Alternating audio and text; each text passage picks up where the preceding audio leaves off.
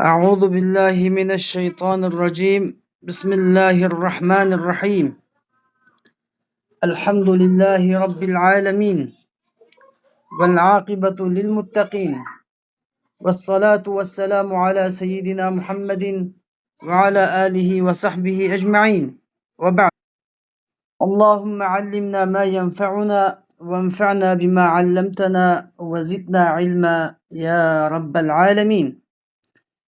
Bugün kelgan dersimiz bo'lsa, başlamoqchi bo'lgan dersimiz Allah Azze ve Celle'nin fazli ve inamı bilen Ehl-i Sünnet vel Cemaat akidesinin en asasi türkü bo'lgan ve asasen Ehl-i Sünnet tarafdaki hamma olimlar birdek ittifoq kelgan, hammasi mushu aqida ustiga ulaşgan, hammalarning teng itiraf qilishiga erishgan Akidatut Tahaviyye namlıq meşhur bu akide kitabının mushu metnini okumakçımız. Bu kitabның okumakçı kitabның kamil ismi yani El-Akidatut Tahaviyye. Bu biz hazır metnini okuyumuz.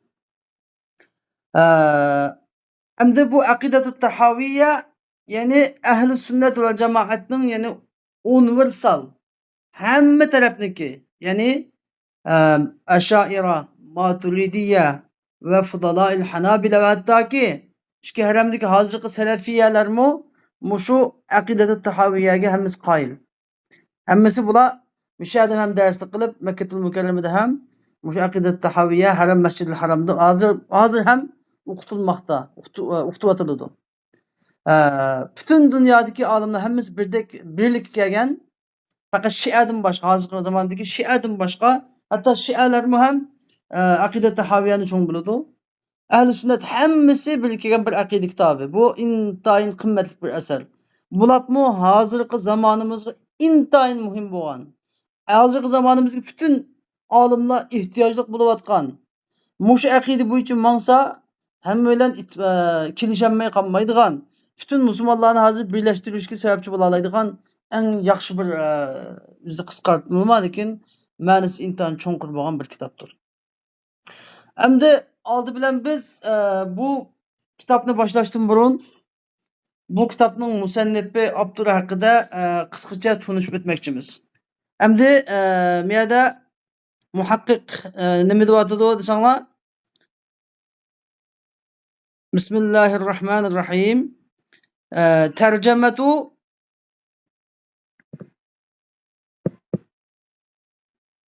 Tercemetu el-İmam Ebi Cafer el-Tahavi rahimahullahu teala.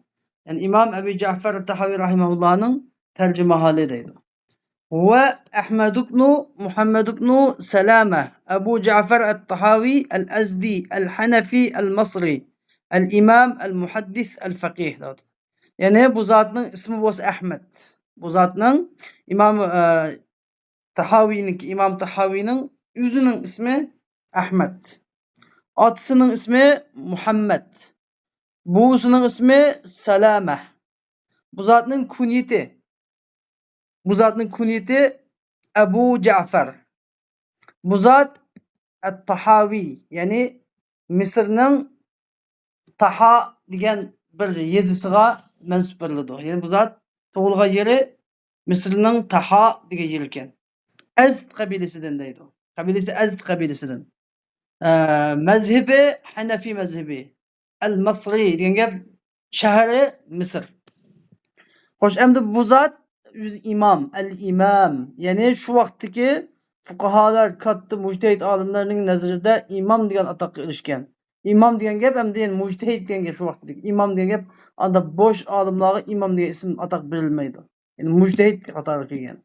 El-muhaddis yani hadis ilmida intayin yuqori palliga yetgan muhaddis. El-faqih. Bu zat fiqhshunos. Yani bu zatның kitaplarını bilaleymiz. Fiqh sene bu fiqhida intayin yuqori kamalat yetgan zat. Endi xo'sh, bu zat qachon tug'ilgan desanglar, Hijriyaning 239-yil tug'ilgan. Hijriyaning 239-yili tug'ilgan. Yani 3-asrda yashagan zat.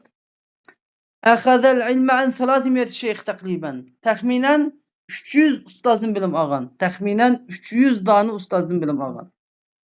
Ve bera'a bil hadis. Hadis şerif ilmida kisp, yani başka o'ziniki hem zamanlarını, hakam sahillerini işip ketken. Yani bera'a degan gap acayip, yani mesela at musabıqasida atın bir üzüp lan hemmisini keyinli kaldırıp üzüp arlık taşlap aldık çıkıp ketse bera'a deydi. Bir adam hiç kim kılanmagan kalt işlemini kılıp keşfiyat yaratsa, yenilik yaratsa, yani alaydı netice yaratsa yine bera'a deydi. Hem de İmam Tahavi rahimahullah mı hadis-i şerif ilmida intayin kalt töhfelerini yaratkan. Ve bil fiqhi ala mezhebil imam Ebi Hanifete. Ve hadis bilimi, fıkıh bilimi mu intayin köp ölçmez töhfelerini yaratkan. Yani İmam-ı Azam Ebu Hanife rahimahullah'ın mezhebi boyunca yazan kitapları sansız. Lehu tesanif müteaddide. Bu zatın nurgulluğun yazgan kitapları var. Bu kitaplardan Muşkilul Athar ve Maanil Athar diyen kitaplar. Onun başka kitapları köp. Tufiye rahimahullah bi Mısır'a senete 321 Hicri. Bu zat Mısır'da Hicriyanın 321. yılı vefat tapkan. Hem de bu zatdaki biraz faziletlerden sözlep bütümüz. Hem de İmam-ı Tahavi rahimahullah asli mezhebi Şafii mezhebiydi. Bu zat özünün tağısı İmam Muzeni, yani İsmail ibn Yahya'l Muzeni degan zatda faqih bo'lgan edi. Endi İmam Muzeni degan kim desa, İmam Muzeni degan İmam Şafii rahimahullah'ın bir qo'llaq shogirdi. Sahibi İmam Şafii. İmam Şafii rahimahullah'ın birinci qo'l shogirdi. Üz imam, mujtahid, qaviyul hujja. Üz hujja. Yani hücceti intayin kuchli bo'lgan zat edi. Bu Hicriyanın 175. yılı tug'ilgan, Hicriyanın 264. yılı vafot bo'lgan zat.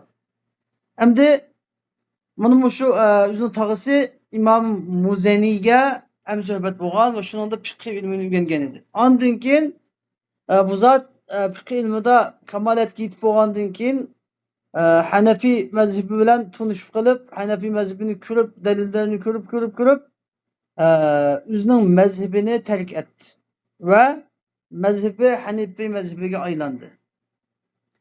Ve bu zat Ebi Cafer Ahmed ibn Ebi İmran. Ebi Cafer Ahmed ibn Ebi İmran degan zatda o'qib Hanefi mezhebida fiqhdan bo'ldi. Endi bu Ahmed ibn Ebi İmran degan bu zat şu vaqtdagi Misr diyarının qozisi edi. Misr diyarının qozisi ve o'zi Hanefi fiqh olimi edi. Bu zat Hicriyanın 280. yılı vafot topgan edi. Endi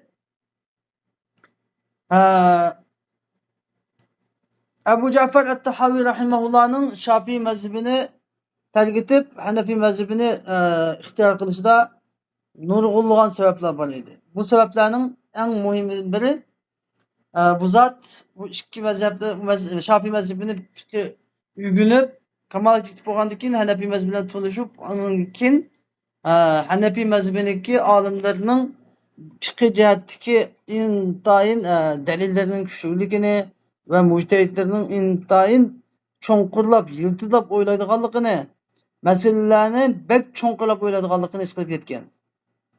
Şu sebepten Şafii mezhebide kamalet yetip bo'lgandan keyin Hanefi mezhebiga o'tib kelgan. Bu bir. İkincisi bu şu vaqtdagi olimlarning ne kadar keng qo'saqligini ko'rsatadi. Hozirgi olimlarimizdek emas. Yani ularning göz qarashida bir odam bir mezhepten yana bir mezhepga o'tkilish erkinligi bor. O'tkilish yani intayin normal ish. Hech qanday bir xatolik hisoblanmaydigan birinchi. İkinciden ular şu mezhep imamları o'ziniki taliplarga, shogirdlarga qat'iy mutaassiblikni o'rgatmagan. Yani qaysi desining nazaringda qaysi dalil kuchli bo'lsa, sen şu mezhepga kirsang bo'ladi degan aqidani kallas qo'yganda ustozlar. Ve İmam Şafii İmam Azam Ebu Hanife şuncha hurmat qilgan va Hanafilar Şafilar shuncha hurmat qilgan bir-biriga shuncha hurmat qurilib muhabbati bor. Ya'ni ularniki furuq masalalarida ixtiloflashgan bilan usul masalalarida hammasi birdek. Bir yaqin boshqagan. O'zining qarindoshlari xuddi Hanafiy mazhabi ko'z bo'lsa, Şafiy mazhabi quloq bo'lgan. Yani bir-biriga ehtiyoji bor. Bir-birini chetga qo'ymaydigan. Mushundaq mehr muhabbati bor. Shu sababdan islom dini gullangan va butun dunyoga taralgan. İslam dini kuchli urintiqqan mundaq bir zamon edi. Ammo hozirgi zamonda-chu bir odam Hanafiy mazhabi bo'lsa, intayin mutaassib, qattiq mutaassib bo'ladi. Yani her qanday bir dalilni ko'rsami, unaga ishonmaydigan va hattoki Hanafiy mazhabi bo'yicha ish qilmasa uni tillab kofirga chiqaradigan holat. Uni kenidan salafiylarchu u o'zining mazhabini to'g'rilaydigan, boshqalarni bilib foshlaydigan. Yani hozirgi bularmi bizniki yurtlarimizdagi Mavraun Nahr, yani shu Qozog'iston, Qirg'iziston, O'zbekiston degan yurtlarimizdagi Hanafiylar xuddi bizniki Hijoz zaminidagi salafiylarga o'xshaydi. Qanday jihatdan o'xshaydi deganda mutaassib jihatdan. Ya'ni bu yerdagi salafiylarni o'zining mazhabga kirmaganlarni hammani ya kofirga chiqaradi, ya bid'atgarga chiqaradi. Ya'ni qat'iy e'tirof qilmaydi, mumkin emas e'tirof qilmaydi. Xuddi shuningdek bizning Mavraunlar yurtlarimizdagi, Turkiston diyorlarimizdagi qavmlarmi shundoq, ya'ni Hanafiy mazhabga kirmaganlarni e'tirof qilolmaydi. Shu sababdan biz kofirlarga qul bo'lib qoldik. Shu sababdan islom dini birlik yo'qolib ketdi. Asli bu hammasi furuq masalalar edi. Furuq masalalari biz uchun bizni nima qilishga emas, parchalashga, bizlarni ittifoqsizlashtirishga emas, balki bizlar uchun rang, ya'ni husn ustiga husn, oltin uzukka yoqut ko'z qo'yilgandek har bir qavmlarga bir fatvo asosida osonchilik, ya'ni bir mazhabda bir masalada amal chiqmay qolib qolsa, qiyinchilik yuz bersa, yana bir mazhabdagi dalillarni izlab ko'rib, shundan shu qiyinchilikdan chiqish degandek osonchilik uchun qo'yilgan mazhablar edi. Chunki Alloh taolo yuridullohu bikumul yusr va la yuridu bikumul usr dedi. Bizning dinimizning nishoni, ya'ni xalqlarga osonlik yaratib berish, qiyinchilik emas. Shunday bo'lgandiki bu mazhabni hech kim tushunmay qoldi. Insonlar ta'til tushunib oldi. Ta'til tushunib olib, shuning bilan shu bir mazhabga kelgan ikkinchilab boshqa mazhabga chiqolmaydi. Agar chiqsa kofir bo'lib ketadi degandek shunday bir ko'z qarash kelib qoldi. Bu to'rt mazhab deganning masalasi, to'rt mazhabning hammasi to'g'ri degan gapning ma'nosi, ya'ni agar zururiyat kelganda bir masala zurur topilsa, bir mazhabdan yana bir mazhabga chiqib, hattoki adam bir Hanafiy mazhabida turib, bir 2-3 masalada Şafii mazhabiga amal qilsa bo'laveradi. Agar dalilga Hanafiy mazhabidagi dalilga o'zi qoyil bo'lmasa, tabiiyki Hanafiy olimlari intayin cho'nqir o'ylaydi. Ular bizdek olimlardan necha ming olimlardan tasdiqlab o'tgan mazhab bu. Ammo mening nazrim qisqa. Men nimaga taklif qilaman? Men nazrim qisqa bo'lgandan keyin men dalil bo'yicha ish qilaman desam, dalil agar men qoyil bo'lib qolsam Imom Shafiyning daliliga yoki Malikiyning daliliga yoki Hanbaliyning dalillariga qoyil bo'lsam, o'zimniki dalilga qoyil bo'lmay qolsam, shularniki dalillari bo'yicha amal qilsam bo'laveradi. Xatolashgan bo'lmayman. İmandan chiqib ketgan kofir bo'lgan bo'lmayman. Chunki bu furuat masalasi. Ammo bizning hammalarning birlashmasak bo'lmaydigan masalamiz aqida masalasi. Usul masalasi. Usuli din masalasi. Bu masalada cho'qim birdek bo'lish kerak. Shuning uchun aqidat Tahoviyning aqidasi, Imom Shafiyning aqidasi, Imom Azam Abu Hanifaning aqidasi, Imom Ahmad bin Hanbalning aqidasi, Imom Malik hammalarning aqidasi bir. Aqidatus salaf ahli sunna vel jamaa. Hammaning kitoblari o'xshash bir ma'noni beryotadi. Abul Hasan Ash'ari rahimahulloh shuncha keyin o'tgan. Imom Ja'far Tahoviydan keyin kelgan. Imom Maturidiymi Hijriyaning 333-yilda vafot bo'lgan masalan.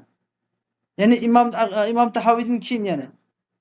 Hamda ularning hammasi o'xshash shu bir mazhabda, ya'ni o'xshash bir aqidada. Birisi-birisidan dijvormoqlik bo'lmasa, hammasi haq mazhab, haq firqa, haq yo'l bo'lganligi uchun hammalar haq degan mingning qiz haq bo'lganligi uchun ham bilan u yerga o'lib bu yerga o'lib shu haqni teptikka kelgan gapda. Shuning uchun biz ixtiloflashishga qat'iy bo'lmaydigan masala aqida masalasi. Aqida masalasida cho'qim cho'ng yo'lni, dog'dam yo'lni, sivodil a'dam bo'lgan yo'lni tutmoqimiz kerak. Mazhablarda 4 mazhabning qaysisiga kirsak bo'ladi va zarur topilganda bir mazhabdagi masaladan yana bir mazhabga chiqishga ham joiz. Talfiq bo'lmaslik sharti bilan, talfiq bo'lmaslik sharti bilan. Talfiq degan nima deganda, talfiq degan masalan, taqvodorlik ustida masala bor ba'zan bir. Masalan, Hanafiy mazhabida tishi qonisi tahorat sinadi. Shafiy mazhabida tishi qonisi tahorat sinmaydi. Hanafiy mazhabida ayol kishini silasa tahorat sinmaydi. Lekin Shafiy mazhabida ayol kishini silasa tahorat sinadi. Endi shunday masalada men Hanafiy mazhabida, ammo ayolimni shunday silgandan keyin mayli men tahorat olay. İmam Shafiy avla mastumun nisa degan oyatni majoz va haqiqat ikki masni uchiga olib debdi. Ya'ni ayollaringlarni sili saqlama tahorat qilinglar, temir saqlama bo'ladi. Tartibni sinib ketadi. Ayollar bilan jamo qilsanglarmi tartibni sinib ketadi, temir saqlama bo'ladi deb tushundirib ekan. Endi taqvodorlik yo'lidan men mush İmam Shafiy mazhabi bo'yicha tartib desa nurun ala nur. Al-xurucu minel hilafi sünne. Endi yani bir adam tishi qanapti, tishi qanigandan keyin mayli men İmam Azam Abu Hanifa'niki mazhabi bo'yicha tishi qanisi tarsan ekan, mening mazhabimni sinmaydigan, lekin taqvodorlik ustida tahorat qilib qo'yam shu namozni deb tahorat qilib o'qisa taqvolikni izlash sababi bilan nurun ala nur. Bu mazhablar men besh degandek osonlik ustiga qurilgan.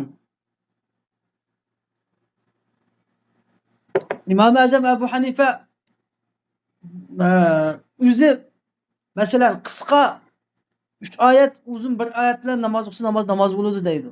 Ammo kechisi İmam Azam 40 yil xuttamga olgan tarat bilan bomdod o'qigan 40 yil. Ya'ni 40 yil uxlab boqmagan İmam Azam. Kechilikda qiyam qilib turadi. Qur'onni kechisi davomli Qur'on o'qishidan deydi. Andin. O'ylab boqinglar. Bizga İmam Azam yani bir uzun bir oyat, qisqa 3 oyatdan namoz bo'ladi degan İmam Azam kechisi uxlamay qiyam qiladigan zot. Lekin ummatga osonlik, ya'ni islom dinining osonlik yaratib berish stili, nishoni bo'yicha osonlik yaratgan gap. Andin. Yana u tishi qanaganda bir odam tarat sinib ketdi degan masala, ya'ni ular nima ayol kishi silasi tarat sinmaydi degan masala osonlik yaratib berish uchun. İmam Shafi'ning tishi qanisi tarat sinmaydi degan masalasi osonlik yaratib berish uchun biz osonlikni nishon qilgan. Lekin bir odam taqvodorlik qilib boshqa mazhabga o'tsa hech kim bo'lmaydi, nurun ala nur. Bunda masala bu. Ammo bir odam hamda talfiq degan nima deganda, talfiq degan bir odam Hanafiy mazhabida ekan. Tishi qanab qolibdi. Tishi qanab qolgan bo'lsa, nikkiday hamma Shafiy mazhabiga taplam namozni qo'yadi, namozni o'qibdi. Uning keyinidan ayolini silabdi bu odam. Bir odam tishi qanabdi, ayolini silabdi. Ayolini silab o'tib, ayolini silab men Hanafiy mazhabi bo'yicha ayol xodimni silab tartamaytma. Shafiy mazhabi bo'yicha tishim qanidi. Tartamaytma deb bunda talfiq qilishlar la yajuz bil ittifoq. Bu mojoiz olmaydi. Ammo bechki suratda joiz bo'ladi. Yani taqvodorlik chunki Alloh taolo inna akramakum indallohi atqakum deganlik uchun sizlar Alloh taoloning nazarida eng hurmatga sazovorlar, sizlarning eng taqvodorlaringiz deganlik uchun bizning nishonimiz taqvodorlik. Qachon hamma musulmonning nishonligi taqvodorlik bo'ladi ekan, Alloh taoloning og'amchisiga birlikda ishlalaydi. Taqvodorlikni nishon qilgan odam Alloh taoloning og'amchisiga va atasimu bihablillahi jami'an va la tafarraqu degan oyat kalimasiga amal qiladigan bo'ladi. Xo'sh, endi biz mana shu İmam Abu Ja'far Tahaviy rahimahullohning Shafiy mazhabidan Hanafiy mazhabiga yo'tkalganligidan chiqadigan fiqhimiz shu. Shu chog'dagi olimlarniki na qadar iddisiniki azod, idisining uchiq ekanligini bilib olish bo'ladi. Xo'sh, endi ondan keyin İmam Ja'far Abu Ja'far at-Tahaviy Tahaviy rahimahulloh ondan keyin nega chiqdi? Xaraja ila Şamga chiqdi. Misrdan Şamga chiqdi. Ya'ni Hijrining 268-yili Şamga chiqib, Şamda Aba Xozim degan faqih bilan uchrashdi va shu Aba Xozimni o'qib alim bo'ldi, undan nurg'unlagan bilimlarni oldi. Bu Abu Hazim degan kim? Abu Hazim degan shu chog'dagi Abdulhamid ibn Abdulaziz Abu Hazim. Bu Hanafiy mazhabiniki faqih olimi. Qodiyal Qudat edi. Shu chog'dagi Shamda Qodiyal Qudat edi. İntayin adil, intayin alim, ilmi deryadek bo'lgan zat edi. Tabii ki Abu Ja'far Tahavi rahimahullah'a ustoz bo'lg'uchilik adamlar degan hamda tabiiyki uzotim olim bo'lganda shu ustoz o'g'lida va hamda Imom Tahaviyning Ahkamul Qur'on deb bir kitobi bor. Bu 20 parchadan ochadi. 20 parcha. Ya'ni 20 mujallad. 20 mujalladdan ochilgan Ahkamul Qur'on deb bir kitobi bor. Va bu zotning Ma'anil Athar deb bir kitobi, Ma'anil Athar fiqh haqida yozgan dalil bilan. Ya'ni bu zot kitobni delille yazdı. Delil bilen ha. Ayrıca ben delil okuyayım demek çok adam. İmam Tahavi'nin kitabını okusa aç fıkhının delili öyle bile yazılır. Hanefi mezhebindeki hem delillerimiz kitabı var. Ve Beyan-ı Muşkil-i Athar da bir kitap yazgan. Ve Muhtasar Fıkıh ve Şerh-ül Cami-i Kebir Muhtasar yani Muhtasar fıkhını yazgan, fıkıhdaki muhtasarını yazgan. Ve Şerh-ül Cami-i Kebir, Cami-i Sagir. Yani İmam Muhammed'in Cami-ül Kebir, Cami-i Sagir namlı kitapları şerh yazgan. Ve yani İmam'daki Kitab-ı Şurutul Kebir ve Şurutul Sagir ve Şurutul Usta dediğin kitapları var. Ve onu hem de ve Vasaya ve Faraid Kitab-ı Faraid bir kitap yazgan. Ve bu zatın tekine Tarihun Kebir namlı bir kitabı. Tarih Kebir namlı bir kitabı var. Ve Ebu Hanife'nin faziletleri de bir kitap yazgan. Bu zatın kıraat bilimi de Kur'an-ı Kerim'in kıraat bilimi yazgan 1000 sayfa kağıt var. 1000 sayfa kitapları var. Ve risalesi var. Bu zatınki 10 tomluk Nevadil Fıkhiyye de Nevadil hakkında yazgan kitapları var. 20 tomluk Nevadil ve Hikayet diyen kitabı var.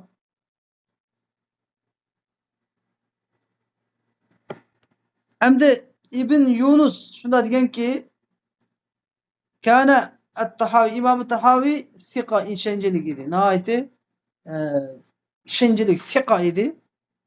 Yüzü intayin müstehkem hakikaten tolgan fıkıh alimiydi.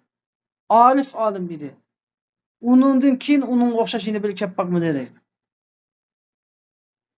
İbn Asakir ve İbn Cuzi ve İbn Abdülber bizim Kitab-ül İlim diyen kitabı da dedi ki bu zat Kufulularındaki tarih en alim kişiydi.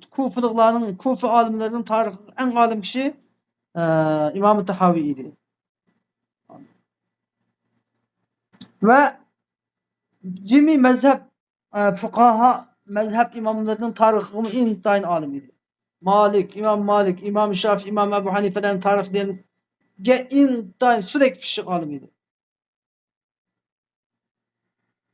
Hem de bu İmam Tahavi'nin en şu bir sözlügen faziletlerinin içindeki en göz görünülen en mühim boğunu, biz için mühim boğunu. Bu İmam Tahavi bütün fukahalar, fıkıh alimler ve hadis ehli muş İmam Tahavi'nin rivayeti birlik gelgen zatından biri.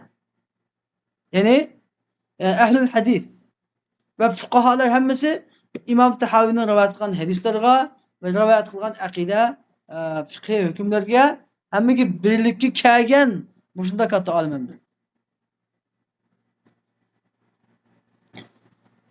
Şunun için bana bu şu akide-i Tahaviyeti hatta müşahede gazı selef Vahabi karındaşlarımız mı?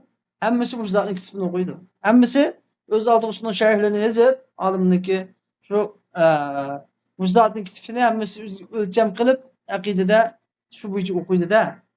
Yani bu zat en göz görünülendir bu şu. İmam-ı Subuki rahimahullah diyen ki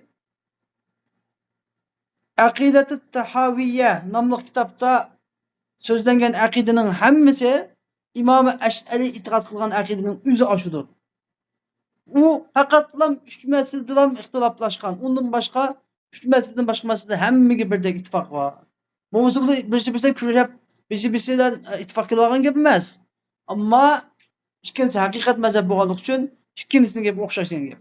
Xuddi shuningdek Imom Abu Ja'far Tahoviy rahimahullohning mazhabi, aqidasi Imom Maturidining aqidasi shu. Chunki u bizga kimning aqidasi deb turdi? Abu Ja'far Tahoviy rahimahulloh mana biz fuqaholarniki faqihning faqihi bo'lgan, ummatning faqih olimlari bo'lgan Abu Hanifa, Abu Yusuf, Imom Muhammad rahimahumullohlarniki aqidasini so'zlaymiz degan kishi. Endi Fütun yani İmam Tahaviyniki bu aqida kitabini hamma mazhablar qo'llashning sababidan biri İmam Al-G'unaymi Maydani rahimahulloh deganki Malikilarning hammasi Ash'ari. Ulardan hech kim Ash'arining sirtida emas. Şafiylarning hammasi Ash'ari. Faqat ulardan ya mujassimaga qo'shib ketganlar az bir qismi ya Mu'tazilaga ketganlar. Bular tilga og'izligi yo'q. Hanefilarning ko'p qismi hammasi Ash'ari yoki Maturidi. Hanefilarning ko'p qismi Ash'ari yoki Maturidi. Ulardan faqat az bir qismi masalan Allama Zamakhshariydak az bir qismlari Mu'tazilaga qisib ketgan, bo'lmasa ko'p qismi hammasi Maturidi yoki Ash'ari. Hanbalilarning ko'plari, Fudalavul Hanafilning ko'plari hammasi Ash'ari. Ya'ni Ash'ari demakchi o'g'ini ular Ash'ari aqidasidan chiqib ketmagan. Faqat ulardan shu zamonda bir qismi mujassimalarga qaytib ketgan. Endi İmom G'unaymiy deydi, men Abu Ja'far Tahoviy rahimahullohning aqidasini ta'mal o'ylaganimda zodi mushu İmom Subuki degandek topdim. Aqidatut Tahoviy ya'ni İmom Tahoviy o'zi degandek Abu Hanifa, Abu Yusuf, Imom Muhammad rahimahullohniki aqidasi deb so'zladi. Lekin men shundoq Hanafi kitoblarini hammani aqtirganimda shu masalalarni hammani Ash'arilarning va Hanafilarning orasidagi jimmi ixtilof faqatla 13 ixtilofga bor ekan. 13 dona masalada ixtilof bor ekan. Bularning 6 masala ma'naviy, ya'ni ixtilof ma'naviy ekan. Qolgan 7si ixtilof lafziy ekan. Endi shu 6 dona ixtilof ma'naviy bo'lgan 6 ixtilof ya'ni ya tekfirni, ya'ni kofirga chiqarishni yoki tabdi'ni, ya'ni bid'atga chiqarishni taqozo qilmaydigan darajada mushundoq nimalar ekan? Mushundoq ixtiloflar ekan. Ya'ni demak, bu ham o'xshash bir mazhab ekan. Hattoki bunday masaladan İmam Azam Abu Hanifa bilan İmam Abu Yusufning ixtilofini eshib ketadi manchagi masaladan, furuatda masalan. Shunga bu hammasi bir masala ekan, bir mazhab ekan deydi. Xo'sh, endi biz kitobniki mazmuniga kirib ketaylik. Bismillahirrohmanirrohim.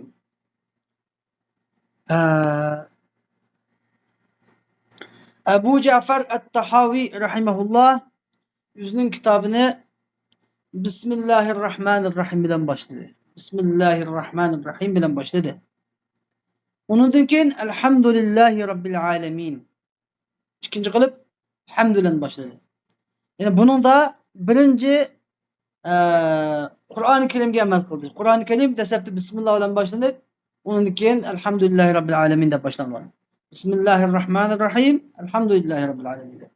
Ve hadis şerifte kelganki Peygamber Aleyhisselam her qandaq bir ish kullu emrin zibalin lam yubda bihi bi bismillahi fehuve ebtar. Yani bir rivayette fehuve aqta'. Yani bir rivayette fehuve eczem. Yani her qandaq bir holatga ega bo'lgan shon shavkatlik, shoni va bir ish, bir tilga og'irchilik va bir ish Allah'ın ismi bilan boshlanmaydi ekan. Bu isim quyruqi kesik, berkiti yo'q.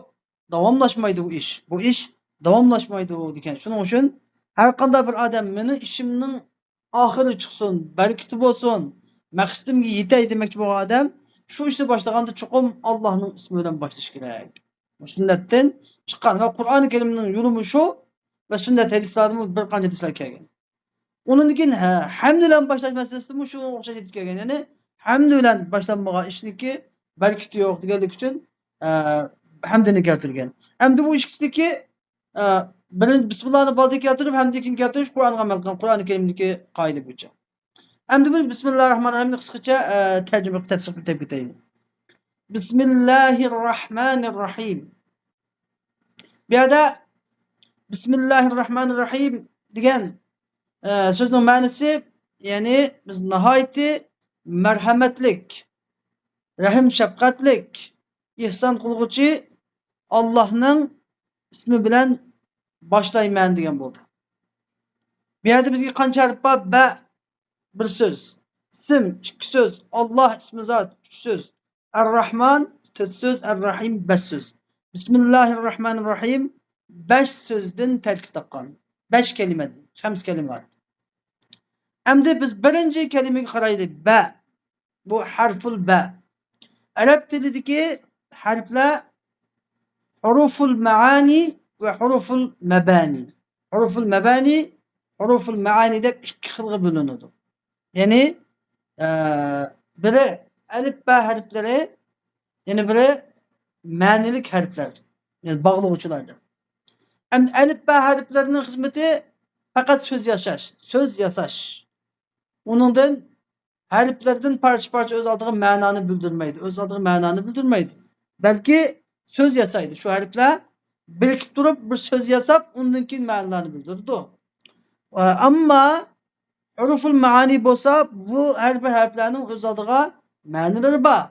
Lekin bular harf bo'lganligi uchun bu ma'nolarini o'z oldiga anlatolmaydi. Faqat o'zining shu ma'nolarini anlatish uchun yenidagi bir nimaga yoki ismga yoki fe'lga yo'linib turib, uning keyindan shu ismning ma'nosiga qo'shimcha ma'no berildi. Yoki fe'lning ma'nosiga qo'shimcha ma'no berildi. Endi bu harflarning hammaning demak shunda o'z oldiga ma'nolari bor. Shuni inchkina bilish kerak. Bu ma'nolarni yolg'iz kelganda anlatolmaydi. Lekin ism bilan birlashganda yoki fe'l bilan birlashganda anlata oladi. Endi bir qancha ma'nolari bor. Bu shu harflarningki ma'nolar haqida eng keng ma'lumot kitob yozgan kim? Ibn Hisham al-Ansari. Mughni Labib degan kitobida her bir harfning harful ba'niki 90 necha ma'nosi bor deb yozgan taxminan. 90 necha harful ba'ni. Anladın? Endi shuncha ko'p ma'nosi bor harflarning faqatla bir dona haqiqat ma'nosi bor. Aslida vodiul lug'a arablar dastlabda qo'yganda ba harfini faqat bir ma'no uchun qo'ygan. Uningdan keyingi ma'nolarning hammasi majoziy ma'no. Uningdan keyin kelgan ma'nolarning hammasi majoziy ma'no. Endi bu ba dastlab qo'yilganda haqiqat ma'nosi xosisa ba lil ilsoq. Ba dastlab qo'yilganda ilsoq uchun qo'yilgan. Uningdan keyingi ma'nolar hammasi majoz. Endi bizniki bir qoida bor. Haqiqat ma'niga ma'no etish mumkin bo'lgan chaqda majoziy ma'no etilmaydi. Haqiqat ma'nosi so'zning haqiqat ma'nosiga ma'no etish mumkin bo'lgan chaqda buningga majoziy ma'no etishga bo'lmaydi. O'shanda olganda bu yerdagi ba'ning ma'nosi ilsoq bo'lsa, Bismillahirrahmanirrahimda ilsoq ma'no etish mumkinmi, mumkin emasmi? Ulamolar ikki xil ko'z qarashga ega. Ba'zilari mumkin deydi. Ya'ni mumkin deganlar qanday ma'no edi u chaqda? Bismillah ba harfi jar. Bunun ma'nosi altasiqu degan bo'ldi. Altasiqu ya'ni ba qanday qayda bir harfi jar kelsa, ismi majrur bilan ba jar majrur ikisi chuqum bir fe'lga nim bo'ladi, fe'lga mutaalliq bo'ladi. Bir fe'lga mutaalliq bo'ladi. Bu yerdagi shu fe'l yoki ismi fa'il, shu yerdagi fe'lning o'rnida turadigan narsa mutaalliq bo'ladi. Bu yerdagi jar majrur mutaalliq bo'ladi. Endi biz shu ma'no bo'yicha ma'no aytamiz. Bu mutaalliq ya bu ism jar majrurniki 5'e dikiladi, ebtediu degandek. Ya am bo'ladi ya xos bo'ladi. Agar kitob yozmoqchi bo'lsa, agar bir odam kitob yozmoqchi bo'lgan bo'lsa, xos holatda aktubu bismillah degan bo'ladi. Bismillah desak, aktubu bismillah degan bo'ladi. Ammo biz am deymiz desa, ya'ni abda'u bismillah degan bo'ladi. Endi ba'zida bu 5'ida bo'ladi, ba'zida oyoqda, ya'ni bismillahi abda. Bismillahi abtadi. Endi buni 5'e qo'yganda nima ma'no beriladi, oyoqqa qo'yganda nima ma'no beriladi desak, agar bismillah abda'u bismillah desak normal ma'no chiqadi, normal. Ammo bismillahi abda deb oxirga, bismillahi abtadi deb oxirga qo'ygan chaqda bizga asli qoida fe'l boshda kelishi kerak. Boshda kelishi kerak. Lekin oxir o'tgandan keyin va ism jar majrur oldiga chiqqandan keyin bizga hasrni foyda beradi. Ya'ni bismillahi abda laysa bi g'ayrihi. Yani la bi g'ayrihi. Yani men Allohning ismi bilan boshlayman, uning boshqasidan emas. Degan bizga xususni, xosni foyda beradi. Endi baniki xo'sh, buni bildik.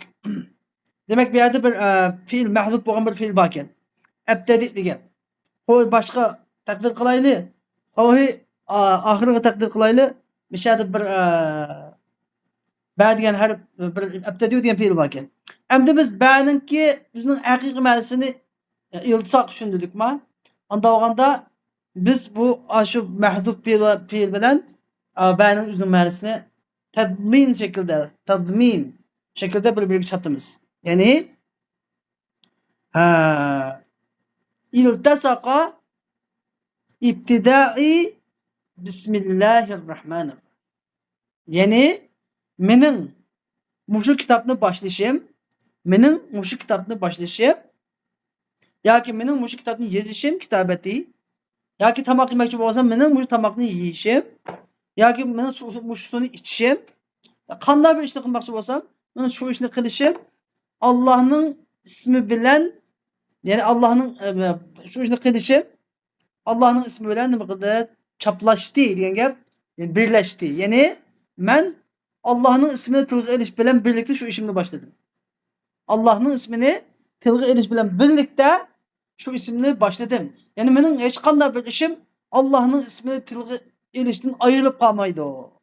Davomliq men nima ish qilsam Allohning ismi davomliq meniki shu ishimni boshlashim bilan birlikda, ya'ni chaplashib ketgan.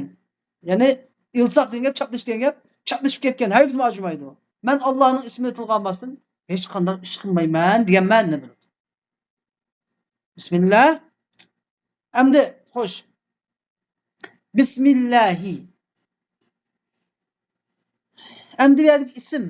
Mesela bana shuni bo'lgan bo'ldik. Ism dedik endi. Bismillah. Ism degan nima degan gap? Ism degan bizda ism, musamma, tasmiya deb shu narsa bor. Ism, musamma, tasmiya. Endi ism musammaning o'z aynimi yoki g'ayrimi degan masalada Ash'arilar bilan Maturidilarning o'tirisida ixtilof yuz bergan. Ixtilof masalan birisi shu. Lekin bu inson nima yapamaydi? Tekfirga, ya'ni birisi anda desa kafir bo'lib ketadigan, bunda desa bid'atga olib ketadigan shapamaydi faqatlam. Ya'ni furu'iy ixtiloflar yana. Furu'iy.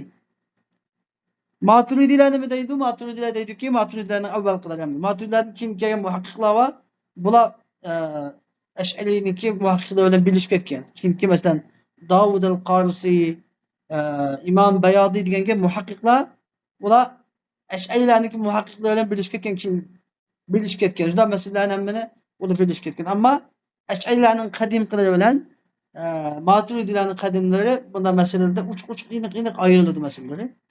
Endi mishada Al-Bidaya degan kitobda Nuriddin Sabuni rahimahulloh masalan, Tafsiratul Adilla degan kitobda Abu Mu'in an-Nasafi rahimahulloh masalan, undan keyin Al-I'tiqad Al-I'timad fil I'tiqad degan kitobda Abu Barakat Nasafi rahimahulloh masalan, hamma kitoblarda al-ismu aynul musamma deb keltirgan. Al-ismu aynul musamma. Ya'ni bizda ismda bir narsa bor. Asli lug'at jihatda. Musamma deb bir narsa bor, tasmiya deb bir narsa bor. Masalan, ism degan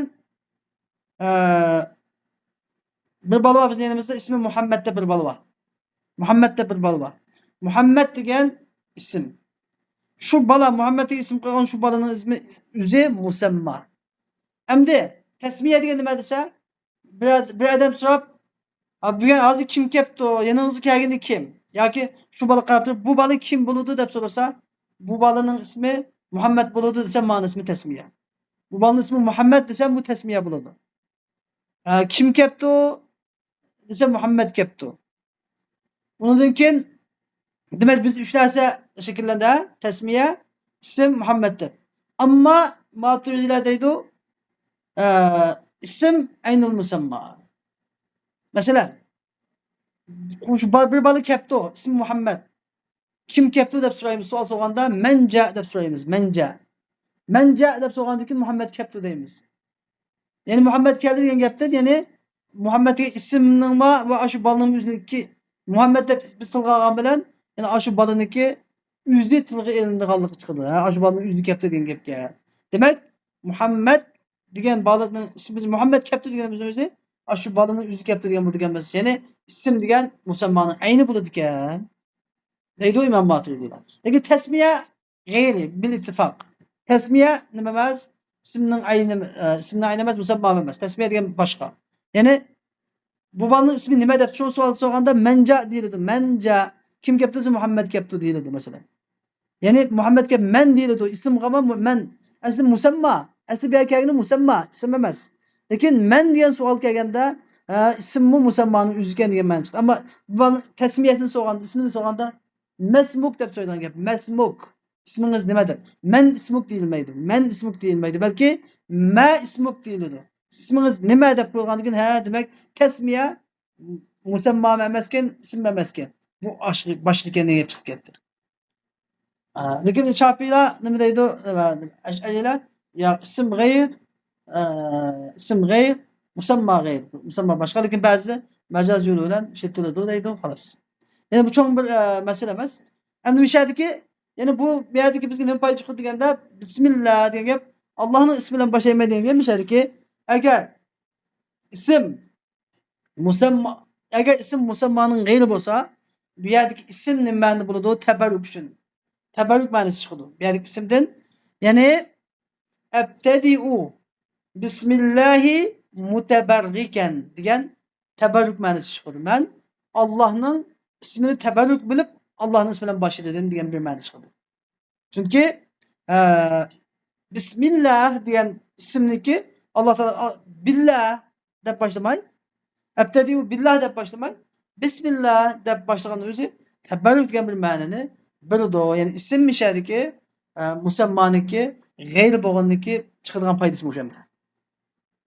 Ammo ism musammoniki o'zi bo'lsa ben beşte qanday ma'no chiqadi. Ya'ni men davomli yana meni yapsam, qopsam Allohning ismi bilan boshladim degan gap, ya'ni men Allohni tilga olib boshladim degan bo'ldi. Ya'ni Allohning ismini tilga olib boshladim degani, ya'ni men Allohni tilga olib, Allohni aslab, tilimda Allohni iqro qilib, qalbimda Allohni aslab turib, bu ishimni boshladim. Davomli mening tilimda Alloh, qalbimda Alloh degan ma'noni bildi. Orada vasita yo'q chiqadi. Ya'ni Maturidi mazhabi bo'yicha. Ash'ari mazhabi bo'yicha tabarruk degan bir ma'no bilib qitiladi. Allohning ismi bilan Allohning ismini vasila qilib, Allohning ismini tabarruk bilib boshladim bu ishimni degan bo'ladi. Hech kim ma'no intayin chunqur bizga foydani berdi. Xo'sh. Endi Alloh degan ism keldi. Alloh degan ism bu Allah ismi alam. Allah ismi zat, ismi alam. Ala zati vacibel vücud.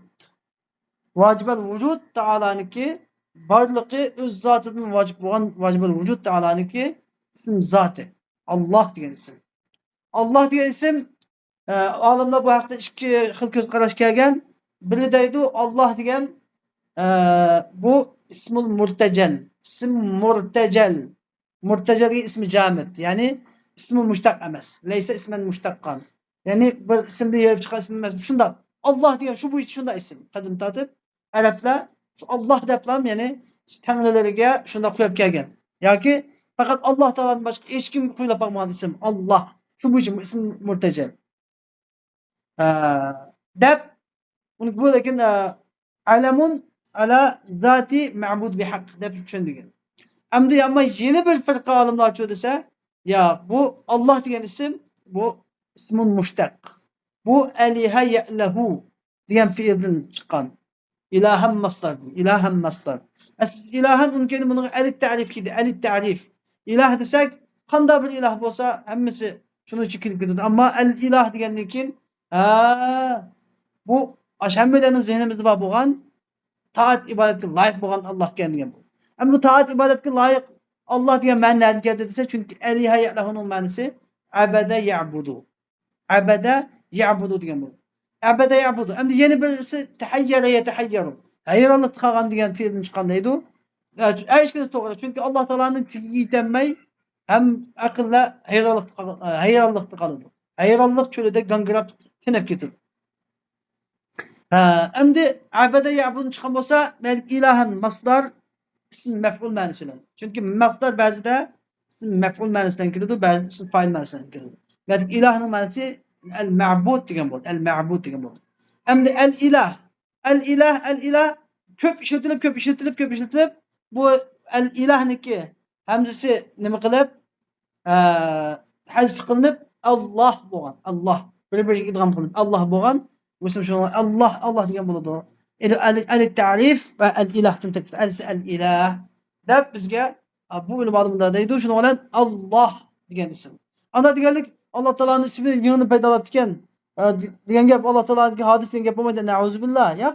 Chunki tillar degan hammasi yengdan paydo bo'lgan narsalar. Tillar degan inson paydo bo'lgandan keyin shakllanadi tillar. Shunday bo'lib qolgan deydi. Lekin al-mu'tamad eng ishonchli so'z Alloh degan ism murtajal. Ya'ni ismi jamid. Unda boshqa bir narsadan yer elingan ism emas. Shunday arablar yasagan shunday qo'ygan bevosita. O'zgarmas ismlardan. Shuning bilan endi bu Alloh taolaning ismi zotiga alam, xos. Alloh taoladan boshqa hech qanday bir but Alloh deb atalmagan. Endi buni bildik. Ma'nosi al-ma'bud bi haqq degan bo'ldi. Al-ma'budu bi haqqin. Ma bu lug'aviy ma'nosi. Nimadagi ma'nosi bo'lsa, aqida ma'nosi bu. Aqida ilmidagi ma'nosi Alloh degan, ya'ni vojibal vujud. Chunki bizda uch narsa bor. Vojib, mustahil, mumkin. Vojib degan bu bo'lishi vojib. Bo'lmasa bo'lmaydigan. Aql qat'iy uni bo'lmasa bo'lmaydigan. Aql bo'yicha cho'qim bo'lish kerak bu. Mustahil degan aql bo'yicha buni bo'lish mumkin emas, bo'lmasi kerak. Mumkin degan bo'lsa-mu bo'ladigan, bo'lmasa-mu bo'ladigan.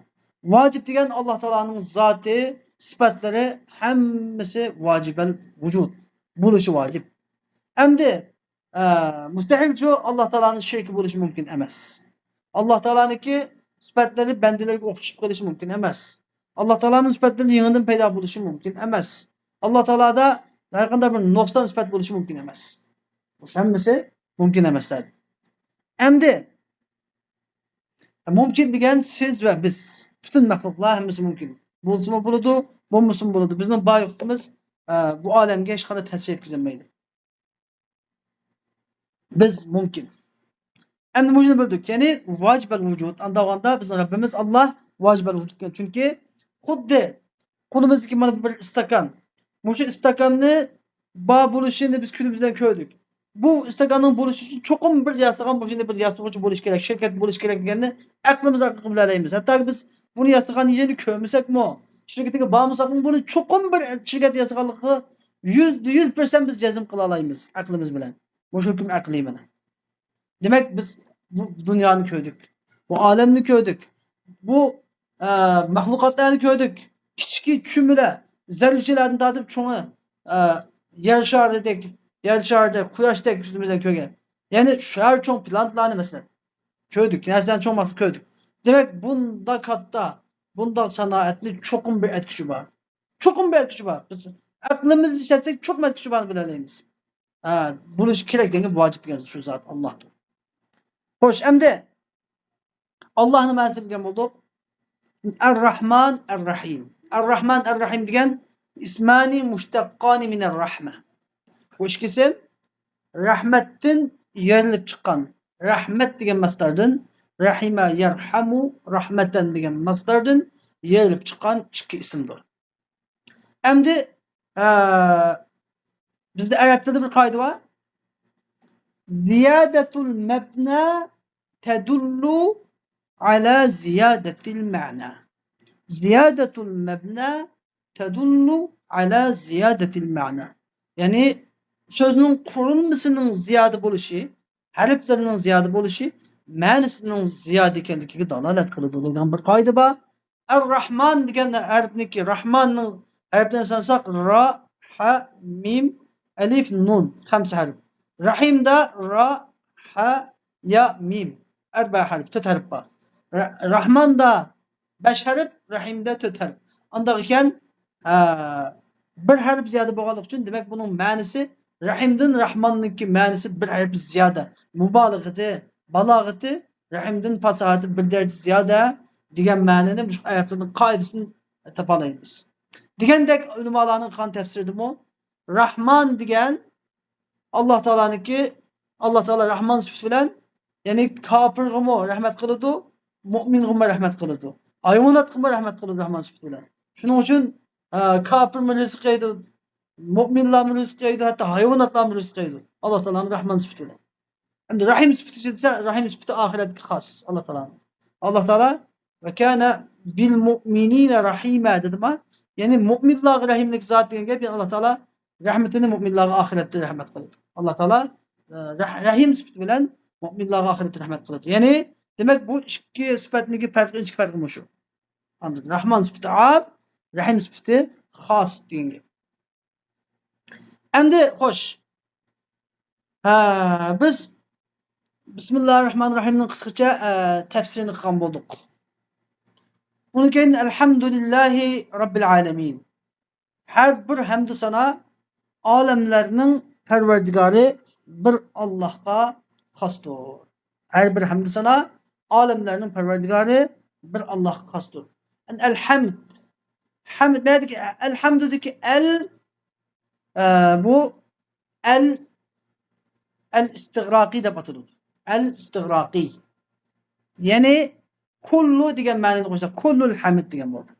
Chunki elhamduni biz ahd iliblam qancha xil bo'ladi? Ya ahd xorijiy bo'ladi, ya ahd zihniy bo'ladi, ya ahd istig'roqiy bo'ladi, ya ahd li mohiyat ahd jinsiy bo'ladi. Li ta'rifil jins bo'ladi. En evlası ahd xorijiy, yoki ahd zihniy. En evlası. Ulanmagan çağda istig'roqiy. Ulanmagan çağda ta'rifil cins. Ret bo'yicha, tartib bo'yicha keladi. Andaganda bunu biz bu elni ahd xorijiga yuklay desek yuklanmaymiz. Chunki ahd xorijiy bo'lish uchun chuqur bunun oldida bir qatim zikr qilingan bo'lishi kerakmi shu? Elhamd degan so'zning o'zi 5da bir qatim o'tgan bo'lishi kerak. Xuddi Muzammil surasidagi فعسى فرعون الرسول فأخذنا وأخذنا باليدك إنا أرسلنا إليكم رسولا شاهدا عليهم كما أرسلنا إلى فرعون رسولا كما أرسلنا إلى فرعون رسولا birinci Resul'a nekire kelgan. Onun kendi ikinci kılım tekrar geldi şu Resul'a. Fe'asa fir'aunu er-Resul'a. Bir şeydeki el nima? İliplam ahd harici. Yani 5'te bir kıtım zikir ötken yani biz Fir'aunga bir peygamberni avatdik. Fir'aun aşu biz evetken peygamberge asi bo'ldi. Mana bu iliplam ahd xorijiy. Endi iliplam ahd zihniy deb bir bor. Iliplam ahd zihniy degan ya'ni masalan biz mening uyimning oldida bir odam bor. Bir siz meniki masalan uyimni oldiga keldingiz, men siz mening uyim bu uyning mening uyim ekanligini siz bilasiz. Men bilaman ikkinimizning zihnimizda bor.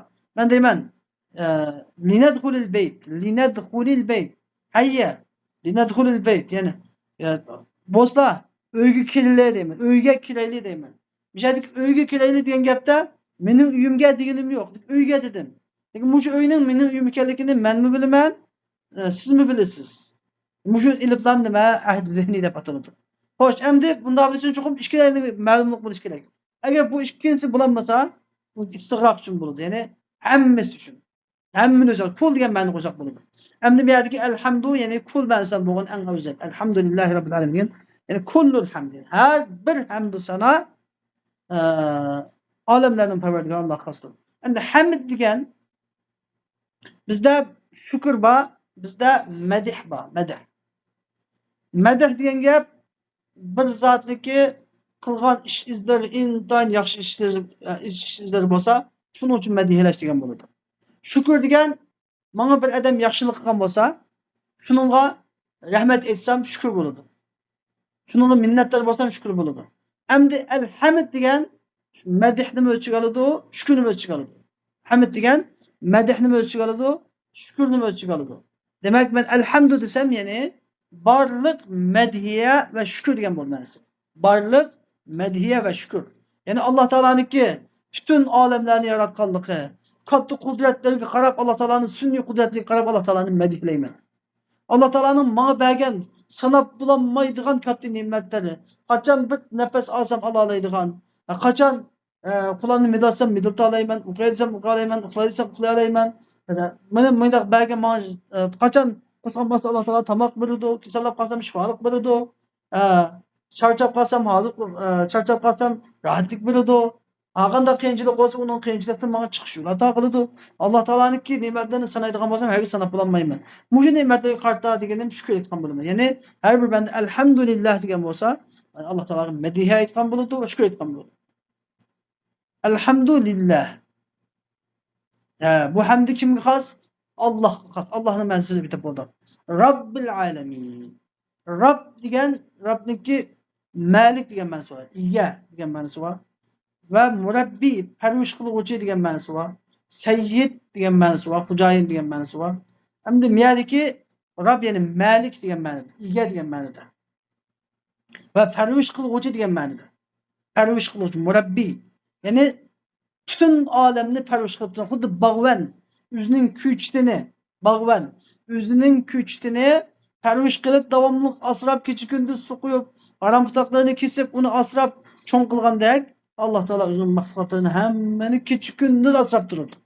Allah Teala özünün mahlukatlarını keçi gündüz asrap dururdu. Her kandak bir mahlukat Allah Teala'nın nimetinden, Allah Teala'nın asrışıdan, Allah Teala'nın terbiyesinden köz yumup açkıçılık müstesna emasdır. Allah Teala eğer mahlukatlarını köz yumup açkıçı taşıp koyduğun bolsa mümkün emas mahlukatlar hemmesi alak olur. Şunun için Allah Teala Rabbini perviş kılıcı, perverdigar, alemin. Yani alemin degen bu alemnin köpük şekli. Alemnin köpük şekli. Alem degen ne demekse? Alem degen ma yu'lemullahu Teala bihi. Eğer ilimden çıkan bolsa yani Allah Teala bilindiğin narsa. Yani Allah Teala u arkalık bilindiğin narsa alemde batılıdır. Ya ki eğer alametten çıkan bolsa eğer alametten çıkan bolsa yani Allah Teala'nın başka narsalarının hemmesi yani Allah Teala'nın barlığı, birliği ve barlığına alamet kılınan narsalar. Bütün mahlukatla Allah Teala'nı köz tuturdu. Yani biz bendelerinin arkalık Allah Teala'nın tepşimizga nişanı, alamet. Masivallah. Allah'tan başka her mesele Allah Teala'nın barlığı ve birliği alamet, nişane, delildir. Hoş. Hem de bu alemin ne? Aslında aleminin köpük şekli avalim. Alemun avalimun. Ne için bir yerde alemin dep kaldı dese bu alem degen bir alem emas. Avvelen bu alemde köpük yapışı sebep bu alemlerinin perverdigarı degen gap yani bu alemde insan, alemul insanlar dünyası, alemul cin, cinler dünyası, alemul hayvanat, hayvanatlar dünyası, alemul esmak, balıklar dünyası. Yani her bir xil hayvanat, her bir xil cinslik hayvanatlarının dünyası bir xil dünya. Öz aldığı bir dünya hesaplanırdı. Şunun için bu dünyanın 18 bin aleminin perverdigarı dediğin gap bizde yani Allah Teala özü burada tutsan ne?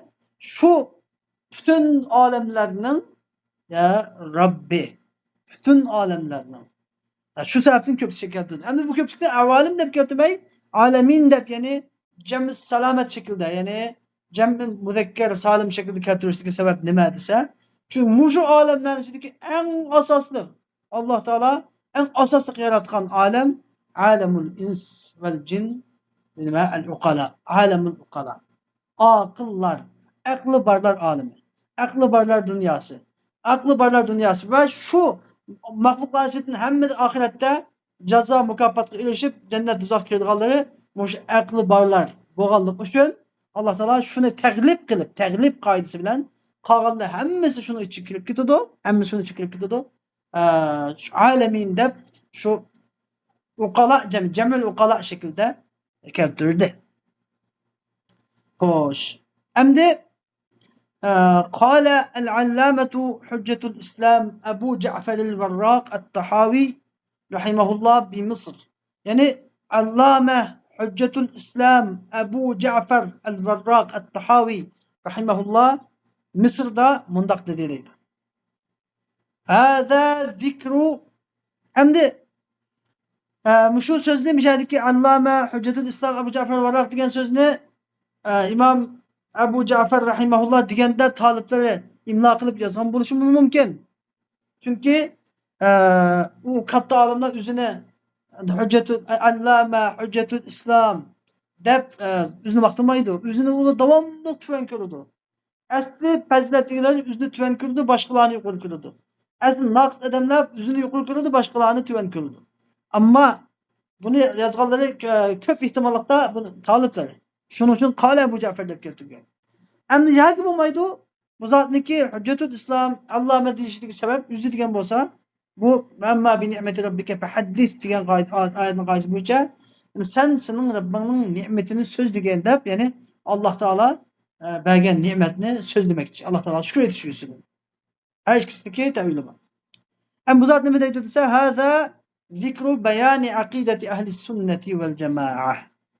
على مذهب فقهاء الملة أبي حنيفة النعمان بن ثابت الكوفي وأبي يوسف يعقوب بن إبراهيم الأنصاري وأبي عبد الله محمد بن الحسن الشيباني رضوان الله عليهم أجمعين. Yani bu kulunuz gibi kitap Ehl-i Sünnet ve Cemaat akidesinin bayanının zikridir. Yani fuqaha ilmillah bo'lgan millatning fiqh olimlari bo'lgan Abi Hanife Nu'man ibn Sabit Kufi, Abi Yusuf Yaqub ibn İbrahim el-Ansari, Abi Abdullah Muhammed ibn Hasan el-Şeybani, Allah bunların hamısından razı olsun. Muşulanın mezhebi üstündeki Ehl-i Sünnet ve Cemaat akidesinin bayanının zikridir deydi. Hoş, endi biz bu cümledeki biraz to'xtalib o'tamiz bu cümlede.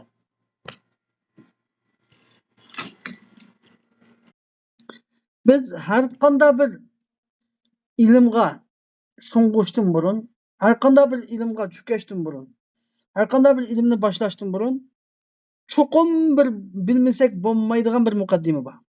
Har bir odam bilish tegish bo'lgan muqaddima. Endi bu mabadiul ilm deb ataladi. Mabadiul ilm deb ataladi. Mabadiul ilm degan gap bu endi har qanday bir ilmga, hamma bilimga am. İlimni bir tushunish uchun, shu ilmdagi nishonni bilish uchun, shu ilmdagi bir bunday umumiy yuzlik bir xuddi mundalji shaklda shu ilmning xaritasini bilish uchun shu ilmning mabadiini bir bilish kerak. Tabiiyki biz endi bu turayotgan aqida bilimining mabadiisi bor. Bu 10 xil mabda bo'ladi. Shu olimlar aytgandek, inna mabadi'a kulli ilmin 10 الحد والموضوع ثم الثمرة وفضله ونسبة والواضع والاسم الاستمداد حكم الشارع مسائل والبعض بالبعض اكتفى ومن درى الجميع حاز الشرف. Yani bir vakti nâle şerefe. Endi demek bu şu 10 xil mabda var. Her qanday bir bilimning 10 xil mabda var. O bo'lsa, birinci ta'rif, ikinci mavzu, üçüncüsü samara, dördüncüsü bu ilmning fazilati, beşincisi bu ilmning nisbati, altıncısı bu ilmni o'tirib qo'yg'uchi, yettincisi bu ilmning ismi, sakkizincisi bu ilm kuchni nereden oladi, to'qqizinchisi bu ilmning shariatga hukmi nima, o'ninchisi bu ilmning masalalari qandoq, nima masalalar bor. Endi biz bu mushu darsimizda mush 10 xil mabdani hammasini so'zlab o'tamiz. Ondan siz birinchi qilib bu aqida bilimining ta'rifini so'zlaymiz. Avvalan bu biraz ilmul aqidada turyapmiz. Ilmul aqida. Nima uchun bu bilimga ilmul aqida deb ism qo'yildi desa, chunki avvalan ilm degan so'z nima? Al-i'tiqadul jazim mutabiqun lil vaqi'. İlim degan nima? Ya'ni amaliyotga uyg'un bo'lgan 100% nima jazmlashgan yakun bo'ladi, ilm bo'ladi. Agar 100% tushib ketsa zon bo'ladi. 50% tushib ketsa shak bo'ladi. 50% bo'lsa shak bo'ladi, 50% tushib ketganda vahm bo'ladi, vahm. Endi ilm degandan bu chuqum bu 100% bo'linishi kerak. Endi al-aqida degan gap nima?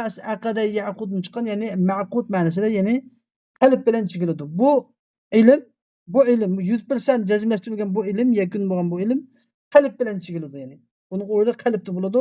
Kalp bilen çigildi. Şu akide dep isim koýulgan.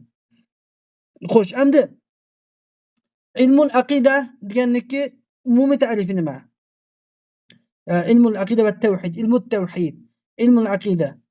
Bu bunun taryfy nima dese? Es-tevhid digen lugatda nima digen bolady o? El-ilmu bi enne şey'e vahidun. Yani ce'alu şey'i vahidan. Yani bir şeyinin birlikini biliş digen bolady. Tevhid digen. Bir biliş digen gep ma'nysy. Ýa-ki bir kılıç. Ya bir biliş şeyini bir biliş ýa-ki şeyini bir kılıç digen ma'nada. Bir itikat kılıç digen ma'nada. Endi şeriatki ma'nysy şu. Şeriatki ma'nysy tevhid digen şeriatki ma'nysy digen yani ma'bud Taalaga ibadetini yalğız ma'budga kılıç. Allah Taala'ny bir dep itikat kılıç ve Allah Taala'nın birligiге çyn kalbiden işiniş. Allah Taala'nın zatydymy bir, sypatydymy bir ve ef'allarydymy bir dep çyn kalbiden işinişniň özü bu nima bolady? Tevhid bolady. Amma ilmu tevhidniki umumy taryfy bolsa, ulamalar taryflegendek ما هو تعريف علم التوحيد dese deyimiz ki ما هو تعريف علم العقيدة ما هو تعريف أصول الدين ما هو تعريف علم الكلام ما هو تعريف علم التوحيد dep sorsa bunu bildiren cevap nima? El-ilmu bil-aqaid ed-diniyye el-muktesebe min edilletihel yakiniyye. İlmi tevhid digen qanday ilim dese, yani ilmi tevhid digen el-ilmu bil-aqaid ed-diniyyetil muktesebeti min edilletihel yakiniyye. Yani cezmi yani kat'i bolgan, jazmleştirilgen delillardan kazanılgan, kolga keltirilgen dini akidelerini, dinge ait akidelerini bileş digen bolady. Yani umumi tarif ha. El-ilmu bil aqaidi diniyetil muktesebe min edilletihel yakiniyye. Emdi bu mutarifni parçalaymiz emdi. İlim digenni düşendirdim. İlim digen el-i'tikadul cazim mutabık lil vaki' dedik. Emdi akide digenni düşendirip boldy. Akide digen nima? Kalp bilen şu ilimnin kalp bilen baglanışı. Kalp bilen baglangan bilim. Hoş emdi diniyye dedik. Dini. Din digen nima? Din digen gap, din digen Seyyid-i Şerif Jurjani rahimahullah yazgan tarif boyunca din digen yani din digen ved'un ilahiyyun saiqun li zevil uquli bi ihtiyarihimul mahmudeti ilel hayri bizzat.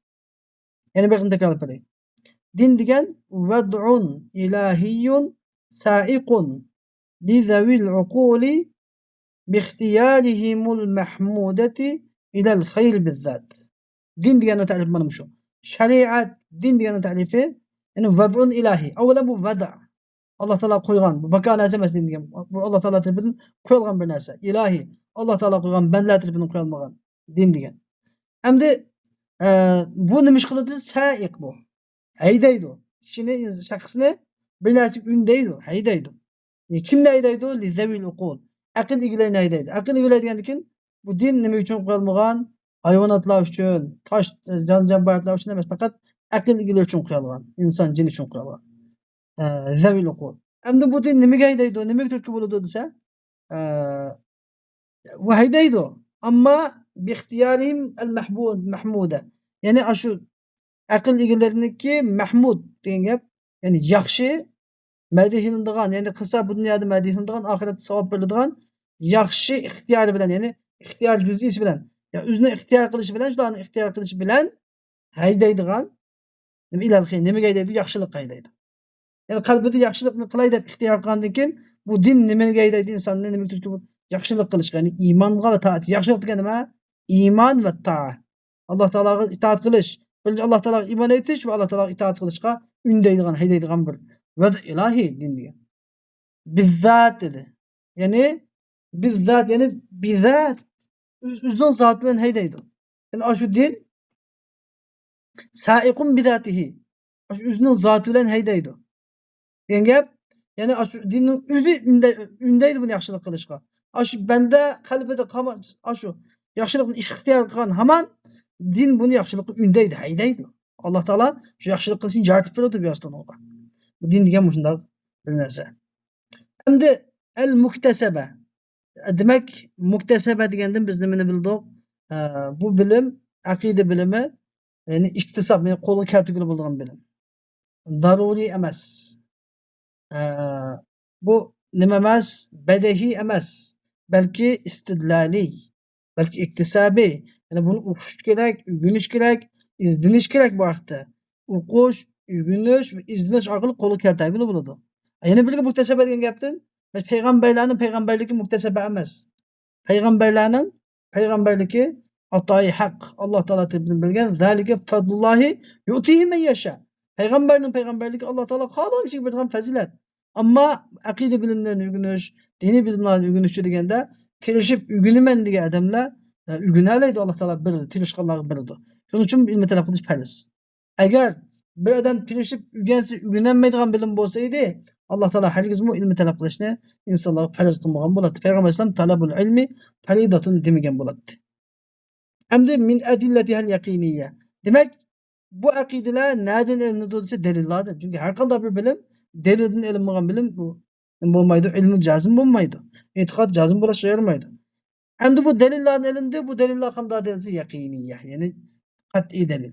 Delil qat'iy delil. Aqida bilimlari hammasi aqldan va naqldan iborat qat'iy delillardan ilinadi. Aqida bilimlariga ahadla, zanni delillar kirmaydi. Bular ahadla, zanni delillar ba'zi yerda kirib qolsa-mu, ya'ni mutavatir ma'naviy shaklda bir qancha hadis to'planib, ma'naviy mutavatir ifodalagan vaqtida kiralaydi. Bo'lmasa, yolg'iz xabar vahid aqida bilimining ichiga kirolmaydi. Shuning uchun aqida bilimini isbotlash uchun chuqur, ya'ni jazmlashtirilgan, %100 qat'iy bo'lgan keskin dalillar bo'lish kerak. Mana shu ilm tavhidning ta'rifi shu. Xo'sh, ikkinchisi bu ilmning mavzusi. İkincisi bu ilmning mavzusi. Ya'ni mavdu degan ya'ni majalul bahs. Bu ilmdagi bahs olib boradigan, izlanish olib boradigan, tadqiqot olib boradigan doirasi. Nima haqida tadqiqot olib boradi desa, bu ilmning mavzusi cho'ng jihatdan 3 xil mavzusi bor. Ilmul aqidaning cho'ng jihatdan mavzusi 3 xil mavzusi bor. Birinchi mavzusi Zatulloh azza va jalla. Ya'ni mavdu'u ilmul aqida birincisi nima? Zatulloh azza va jalla. Alloh azza va jallaning zoti. Birinchi ilmul aqidaniki tadqiqot doirasi, izlanish olib boradigan doirasi Alloh taolaning zoti haqida. Nima qaysi tarafdan? Demak, Alloh taolaning zotini tadqiqot olib berish degan gapdan Alloh taolaning zotining tegi-tagiga, mohiyatiga yetish uchun emas. La.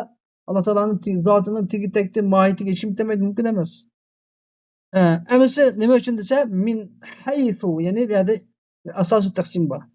Ya'ni Alloh taolaniki sifatlari, Alloh taolaning zoti, Alloh taolaning sifatlari haqida. Nima jihatda desa, ya'ni Alloh taolaning zoti sifatlariga qandoq sifatlar vojib, Alloh taolaning zotiga qandoq sifatlar vojib, qandoq sifatlar mumkin emas. Qandoq sifatlar joiz, qandoq ish harakatlar joiz degan mushaqlarda izlanish berish. Endi buni deb atadi ilohiyat deb ataladi. Bu qism, bu mavzuning bu qismi ilohiyat deb ataladi. İkincisi aqida bilimining ikkinchi mavzusi o'tishqasi zatur rusul, ya'ni payg'ambarlarning, zatur rusul va anbiya, payg'ambarlarning zoti. Endi payg'ambarlarning zoti haqida nima haqida izlanish berdi bular desa, ya'ni ilm aqidada, ya'ni payg'ambarlarniki payg'ambar bo'lish sifati bilan ularga insonlik kamil sifatlardan qanday sifatlar vojib bo'ladi, qanday sifatlar bu mumkin emas bo'lishi, qanday sifatlar yuz berishi joiz. Ondan degan mushaqida so'zlab olib boradi va shu payg'ambarlarni avatish joizmi, o'sha payg'ambarlarni avatish aqlga muvofiqmi degan haqida so'zlaydi va Alloh taolaniki gadinga payg'ambar avatish vojibmi yoki emasmi degan mushaqidagi to'g'ri bo'lgan aqidalarni so'zlab berdi. Buni nubuvvat deb atadi. Bu shu payg'ambarlarga aloqador bo'lgan masalalarning hammasi nima deb ataladi? Nubuvvat deb ataladi. Endi bu ilmul aqidaning mavzusining 3-qismi bo'lsa, 3-xil mavzu bo'lsa,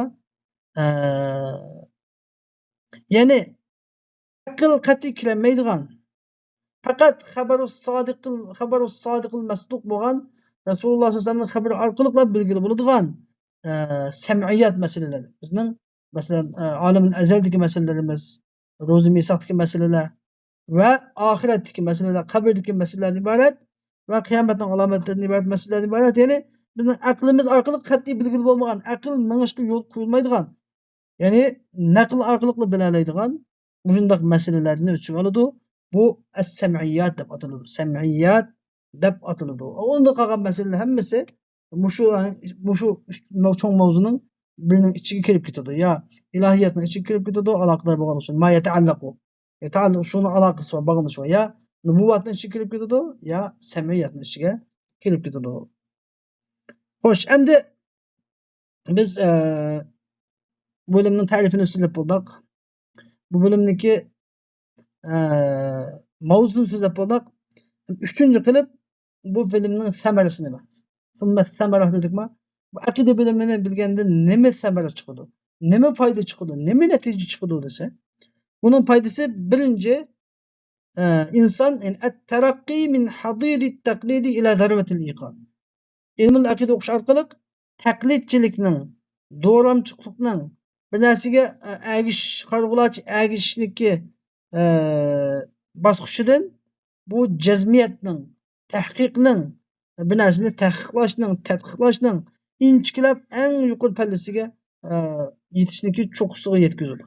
Ya'ni jazmiyatning cho'qqisiga yetkazadi. Taqlidning chuqur hangidan tahqiqning, jazmiyatning eng cho'qqisiga, yuqori pallasiga yetkazadi. Çünkü Allah Teala Kur'an-ı Kerim'de ne deydi o? Yerfa'illahü'llezine amenu minkum vellezine utul ilme derecat. Allah Teala sizlerden iman etkanlarını derecesini götürdü. Ular mı ilim belirgenlerinin derecesini tekimi yukarı götürdü diyendikken ulanı taklitinin derecesinden iqan, tahqiqinin derecesi götürdü. Hem de ikinci payda, akide bilimi geldi. İkinci payda bu yani yol tilep kelgenlerini, bizni bir to'g'ri yo'l sap qo'ysangiz deydigan talibul ilmlarni, jamoatlarni, mustarshidlarni to'g'ri yo'lga yetaklash. Ya'ni hujjatlarni keltirish bilan. Ya'ni hujjat keskin dalillarni keltirib, ularni yo'l topolmay qolganlarni to'g'ri yo'lga solish bilan va gapga ununmaganlarga keskin dalil hujjatlarni keltirib, ularni gapga unutishdan iborat bunda foydasi bor. 3-chi foydasi bo'lsa dinning qoidalarini yodlash. Dinning dinning asosini, ya'ni dinsizlar, ilohsizlar, nasara, Yahud nasaralardek, sharqshunoslardek din dushmanlarining dinning asosiy turlarini titretib o'tishi, tavritib o'tishining oldini olib, shundan qo'llash. Eng muhim foydasining biri shu. 4-chi foydasi bo'lsa, niyat, e'tiqodning to'g'ri bo'lishi. Chunki bir odamning niyati, e'tiqodining to'g'ri bo'lishi bilan amalning qabul bo'lishi umid qilinadi. Chunki shu niyat to'g'ri bo'lmagan chog'da amal qabul bo'lmaydi. Mana endi eng oxirdagi 5-chi eng oxirdagi maqsad bo'lsa, foydasi bo'lsa, bu bo'lsa shu oxiratdagi baxt saodatga erishish. Bundan cho'ng natija. Endi 4-inchisi fadluhu dedik. Bu aqida bilimining fazilati. Boshqa bilimlardan bu bilimning qanday ortiqchiligi bor desa, bu aqida bilimi ashraful ulum. Ilmlar ichidagi eng ulug' bilim. Nimishqa? Chunki aqida bilimi shariat ahkomlarining asosi, diniy bilimlarning asli yildizi. Chunki aqida bilimlarining ma'lumotlari hammasi islom aqidasi. Endi bu islom aqidasi hammasi aqida bilimi ve Allah Teala'nın zatıga alakadar. Allah Teala'nın peygamberlerinin zatıga alakadar. Anda olgandikin şereful ilm bi şerefil ma'lum. İlimning şerfi ma'lumatning, şu ilimning ma'lumatning şerfiga qarab bo'ladi. Endi Allah'ın zatıdan mı ulug' zat yok, peygamberlerden mi ulug' zatlar yok. Anda olgandikin bu aqida bilimi davomli Allah Teala'nın ve peygamberlerinin zatı hakkında söyleyen bilim bo'lgandikin eng ulug' bilim. Endi hem en xatarlik bilim. En ulug' bilim bo'lish bilan birga en xatarlik bilim. Mush aqidada xato ketganlarning haqqancha amal qilgan bilan amali bakochi bo'lib ketgan gap. Xudoyim saqlasin. Aqida shu bak muhim bilim bu. Beshinchisi ve nisbatun dedik ve nisbatuhu dedik. Nisbat degan nima desa, bu ilm boshqa bilimlarga qaraganda bu ilmning nisbati nima? Chunki bizda ilmlar ikki xil bo'ladi. Biri ilm vasail bo'ladi, yana biri maqosid bo'ladi. Bizdagi ilmlar ikki xil. Biri ilm ilmul ala ham deyiladi, ilmul ala, ilmul vasila ham deyiladi. Yana biri ilmul maqosid. Endi masalan, biz qaraydigan bo'lsak, masalan biz tahorat. Biz tahorat olamiz namoz o'qish uchun. Bu tahorat nima? Ala, vasila, miftah. Namoz cho maqosid. Namoz maqsad. Asosiy maqsad tahorat namoz o'qish. Namoz o'qish. Namoz nima? Maqsad qilingan ibodat. Tahorat cho bu degan bir vosita. Vosita, ya'ni shu namozga insonni elib boradigan vosita. Bu tahorat bo'lmasa namoz bo'lmaydi. Shuning uchun biz namoz o'qish uchun tahorat olamiz. Bu tahoratning o'zi vosita.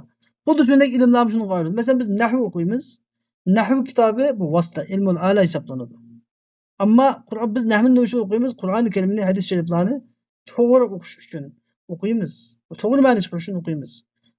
Ya'ni shu maqsadga yetish uchun o'qiymiz. Bu hammasi ulumul ala deb ataladi.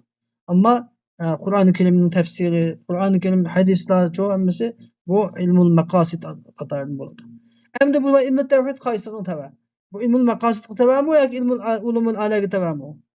Desa, bu boshqa bilimlarga qaraganda nima ilmul maqsad, ilmul maqosid, maqosidga tava, maqosid ichidami tag'i raisul ulum shar'iyya. Shar'iy bilimlarning raisi bu. Eng boshqalisi. Maqosidlarning raisul maqosid. Meni maqsad bo'lgan bilimlarniki eng boshqalisi, raisi.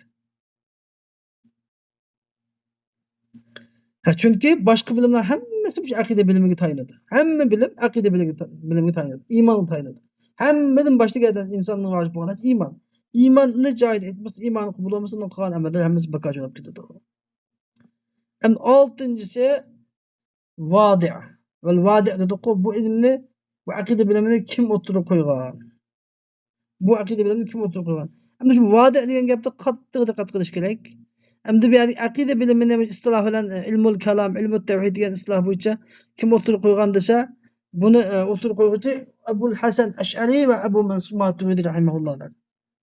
Endi desa hammalarniki kukuli chechi dunqubudi qanday gap bu? Mushu to'qib chiqqan gap keldi. Unda demoqchi emas. Bunda demoqchi o'g'ini, bu vodi'dan ya'ni mush ilmni tartibga silib, radga silib, dalillarni keltirib, shu Qur'on kitobidagi dalillarni keltirib, undan keyin mush ilmni bir tartib sog'ini kimlar desa, Abul Hasan Ash'ari va Abu Mansur Maturidi rahimahullohlar. Undan bo'randa ilmi tavhid ilmi yo'qmidi? Yo'q, bodi. Hamisi buni buluğa nisbat verip kaldı dese bunun sebebi bundan. Peygamber sallallahu aleyhi ve sellem'in zamanında sahabeler hemmisi Peygamber sallallahu aleyhi ve sellem'in peygamberlikten ibaret nurdan hemmisi behirlen etti. Her kanda bir mesele gelse Peygamber sallallahu ayet nazil bulattı. Ya ki Peygamber aleyhisselam hadis arkalık ulağı cevap biletti. Ve ulağı bu mesele koyu usulü din meselesi olsun. Koyu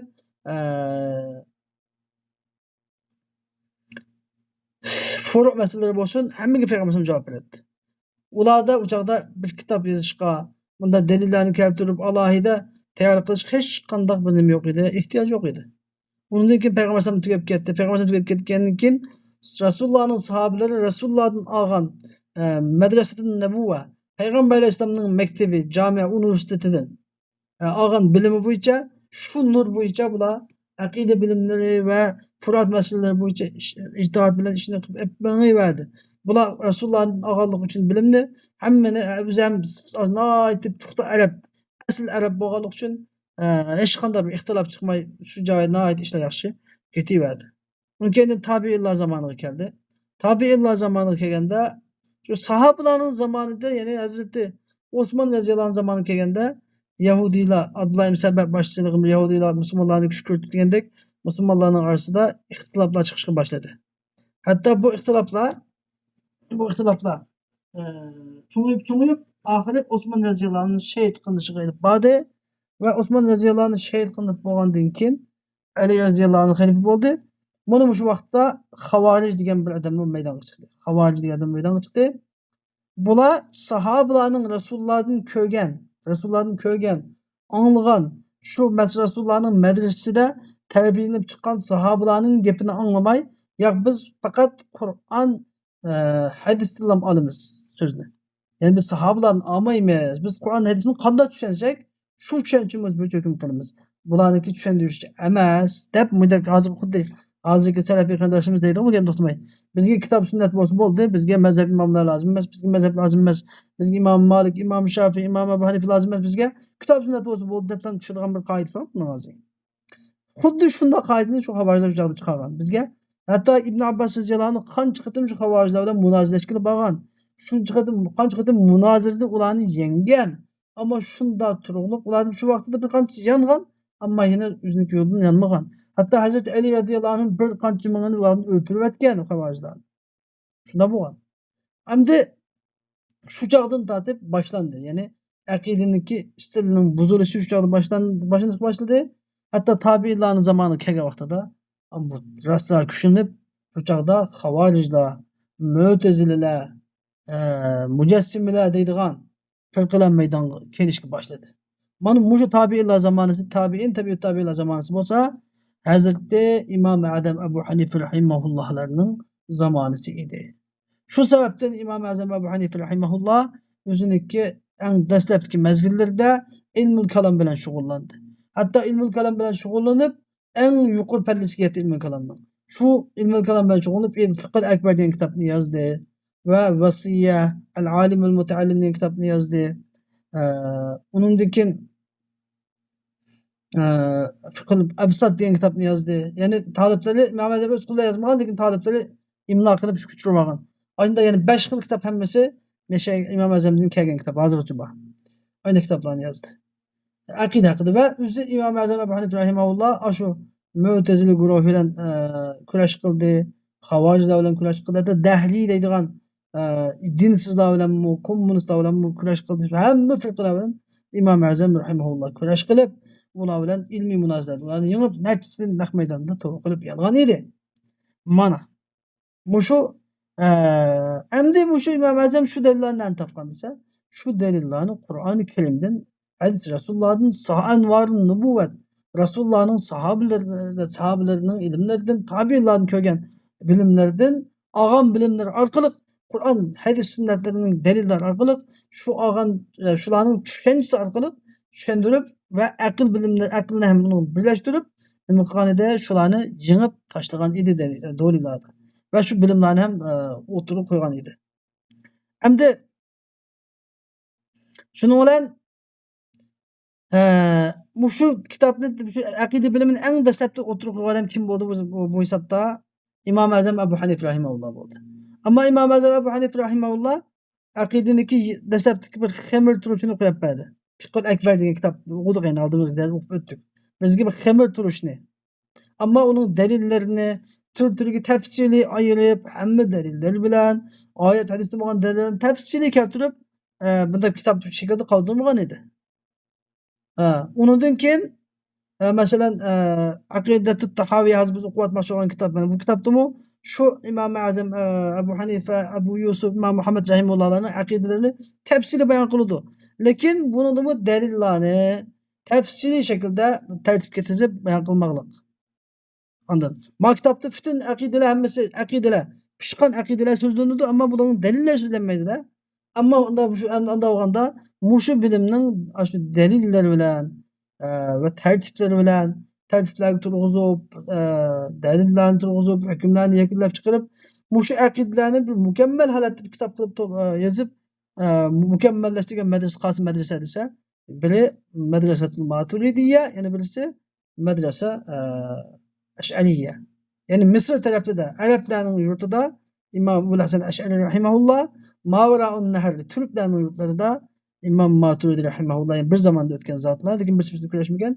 Şunun için aynı tefsiratga kelganlik uchun buni ilmni o'tirib qo'yuvchilar mushlarda shularga nisbat berdi. Yani bu ilmlarni dalillar bilan, hukmlari bilan tafsiliyatlarga tizib, kengaytirib, hammalarga bir foyda oladigan holatga keltirib qo'yganlar. şu hizmetni qilib qo'yganlar uchun va'da degan ism qo'yadi bularga.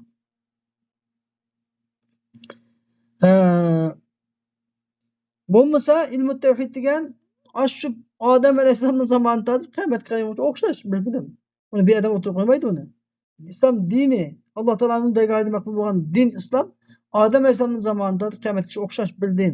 Allah Teala'nın bir tevhidiga chaqiradigan, Allohning birligiga, borligiga chaqiradigan, Allohga shirk keltirmaslikka undaydigan, ya'ni shu hammasi shu din. Faqat shariatdagi furuat masalalar o'xshamaydi, ammo aqida hammasi bir. Xo'sh, endi yettinchisi bu ilmning ismlari endi. Yettinchisi bu ilmning ismlari. Bu ilmning qanday ismlari bor desa, bu ilmning ismlari birinchi ilmu tevhid. Birinchi ismi ilmu tevhid. Nimishqa deganda, chunki mushu aqida bilimining bahslarining eng mashhuri, eng ulug'i tevhid bilimi. Alloh taoloni bor bilish va bir bilish bilimi. Mushu vaqtda. Mush eng ko'p qismi mushu vaqtda tutiladi, shu ilmu tevhid. İkinci bu ismning ikinci ismi. Ve ismuhu dedik mi? Vel ismu istimdadu hukmu şer degan isim geldik ha. İkinci bu ilmin ismi ilmul akide. Yani ilmul itiqad. Çünkü bu akide itiqad degan gap, itiqad degan gap nima? Yani qalbdagi ilmul jazim el mutabik lil vaqi'. Vaqaga amaliyatga uygun bo'lgan 100%lik jazmiyat. Itiqad nima bo'ladi? Akide itiqad deb ataladi. Va qalbning şu ilim bilan bog'lanishi. İlmul akide deb qo'yildi. Endi üçüncüsü usuluddin. Usuluddin bölümdeki üçüncüsü usuluddin. Yani bir ismi ilmul esma ve sıfat. Dördüncü ismi ilmul esma ve sıfat. Beşinci ismi ilmul iman. İlmul iman. Altıncı ismi ilmul kelam. İlmul kelam. Hem de ilmul kelam deb atılıp qo'yishga sabab nima desa? Chunki mushu akide bilimidagi kalam meselesi, yani Allah Teala'nın kalamullah. Allah Teala'nın kalami gayri mahluk degan mushu mesele, mushu akide biliminin ichidagi eng cho'ng g'ulg'uli qo'zg'agan, mushu haqda hattoki nurg'ulg'an imomlar shahid qilingan, nurg'ulg'an qiyin qistoqlar ilingan, intayin jabr mushaqqatlarni chekkan, bak cho'ng musulmonlar orasida fitna chiqqan masala bu shu. Kalamullah mahluk am gayri mahluk degan masala bo'lganligi uchun bu ilmga şu taraftan ilmul kalam deb isim qo'yilgan. Yettinchi ismi fiqhul akbar. Al fiqhul akbar. Bu bilimni İmam Azam deb atagan, fiqhul akbar deb atagan. İmam Azam aqida bilimini o'zining kitobida fiqhul akbar deb atagan. Uni keyin İmam Azam Abu Hanifa rahimahulloh fiqhini deb tunishtirgan edi. Fiqhini al fiqhu ma'rifatun nafsi ma laha va ma alayha. Fiqh degan, tushunish degan gap. Nima tushunish? Yani nafsga nima qilsa foydali, nima qilsa ziyonli ekanligini bilishi. Nafsga nima qilsa foydali, nima qilsa ziyonli ekanligini bilishi. Endi ma ta'rif nafsga nima qilsa foydali, yani aqida jihatdan nima qilsa foydali, nima qilsa ziyonli ekanligini bilishi va furuat jihatdagi ahkam shar'iy jihatdami nafsga qanday amal qilsa yaxshilik, qanday amal qilsa yomonlik ekanligini bilishi, axloq jihatdami nafsga qanday tasavvufdek masalan zohirlik yo'lidek qanday ishlarni qilsa yaxshiligi va yomon axloqdek yolg'onchilikdek, hasadxo'rlikdek va qalbni g'aflat qo'ydigan yomon axloq, go'zal emas nachar axloqlardek qanday axloqlar bilan nafsini sifatlasa yomon bo'lganligidan iborat. Bu demak e'tiqod va amaliyat, shariat amallari va axloq masalalariga doir bo'lgan hammani ichiga oladi. Ma'rifatun nafsi ma laha va ma alayha degan ta'rif. İmam Azam ta'rifi bo'yicha aytganda biz ilmul aqidani xoslamoqchi bo'lsak, qanday deymiz? Ilmul aqida yani ma'rifatun nafsi ma laha va ma alayha i'tiqadan. Yani e'tiqod jihatdan ilmul aqida degan qanday ilm desa, yani e'tiqod jihatdan nafsga nimaning foydali, nimaning ziyonli ekanligini biladigan bilim. E'tiqod jihatdan nafsga nimaning foydali, nimaning ziyonli ekanligi bilinadigan bilim nima deb ataladi? Ilmul aqida deb ataladi desak bo'ladi İmam Azamniki ta'rifi bo'yicha. Chunki Sadr Shari'a rahimahulloh o'sha usul fiqhniki nimasida, ya'ni fiqhning ta'rifini nima degan? Fiqhning ta'rifi ma'rifatun nafsi ma laha va ma alayha amalan deb qo'ygan. Amalan. Yani fiqhni xos tunishtirman deganlar amalan ziyorat qilishsa bo'ladi degan. Imom Azam hammani tunishmoqchi edi. Hamma uchun al fiqhu ma'rifat nafsi ma lahu ma alayha degan edi.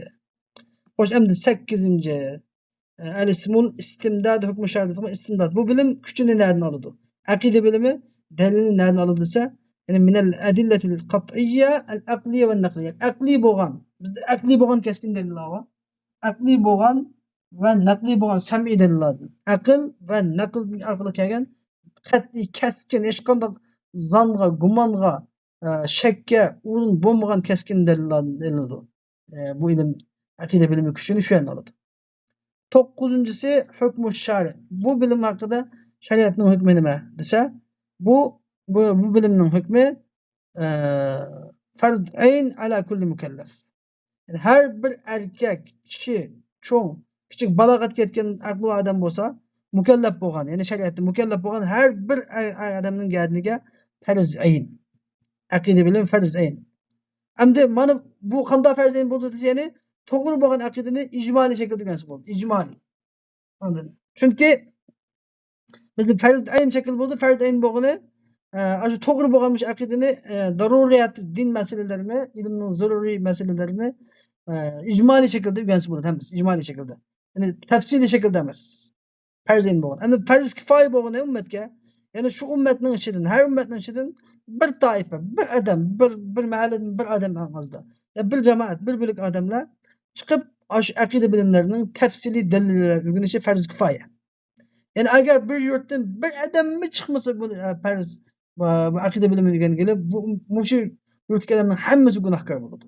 Ammo bir odam chiqib o'rgangani chiqsa, ya'ni bir odam ya'ni shularniki bir hojatdan chiquvchilik odam o'rgangan bo'lsa, mau tafsiliy dalillarni o'rganish bo'langanligi farz ayn bo'lmaydi. Yani gardini saqt bo'ladi.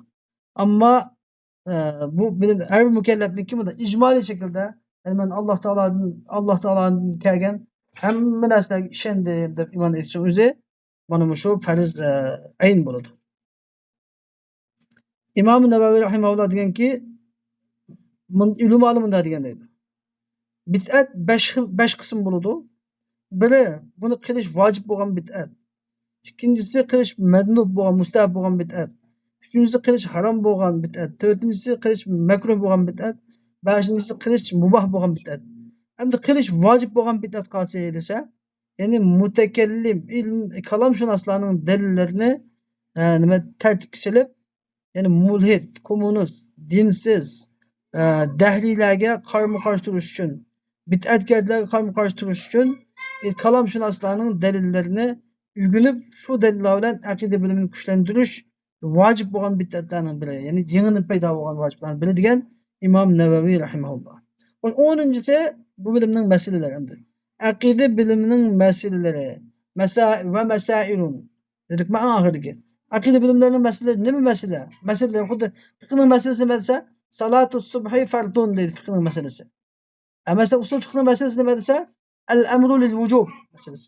Endi bu aqida bilimining masalasi shu desa, aqida bilimning masalalari yani Allah Teala'nın hakkında vacip bulunduğun, Allah Teala'nın hakkında caiz bulunduğun, Allah Teala'nın hakkında müstehil bulunduğun meseleler hemmisi aqida biliminin meseleleri doğru. Hemmisi meseleler ayrı çıkıyor. Meseletu el-iman, meseletu azabul kabr, meseletu dedi hemme meseleler ayrı çıkıyor. Şu meseleler. Bana demek biz şu ehl-i sünnet ve cemaat akidesindeki mebadi 10 degan 10 mebdani tafsili o'rganib bo'lgan bo'ldik. Endi şu Abu Ja'far at-Tahawi rahimahulloh mana şu ehl-i sünnet ve cemaat akidesining bayonini zikr qilib, mana shu vaqtdagi eng dastlabda aqida bilimini chashqan kishilar Abu Hanifa Nu'man ibn Sabit, Abu Yusuf Yaqub İbrahim al-Ansari, Abi Abdullah Muhammad Masan Shaybani. Bu faqat şu furuat meselelerden kamalat ketgan bo'lmasdan, balki usul meselelerini kamalat ketganlar edi. Ahl-i sünnetning eng şu botir qahramonlari edi. Mu'tazila, mujassima, dahliylar, ozg'un firqalarning hammasi bilan jang qilgan, urushgan, haqiqiy shu Rasulullah'niki Peygamber Aleyhisselam mening ummatim 73 firqaga bo'linadi. Ularniki 72'si de o'zaqda biri jannati bo'ldi deganda sahobalar bo'li kim ya Rasululloh deganda, uni bo'lsin men va mening sahobilarim turayotgan yo'lda turganlar. degan, ya'ni Rasulullah'ın yolunu tutkan, Rasulullah'ın sahabelerinin yolunu tutkan, şularning yolunu tutkanlarning yolunu tutkan Ahl-i Sünnet vel Cemaat degan şu salaf olimlarimiz edi.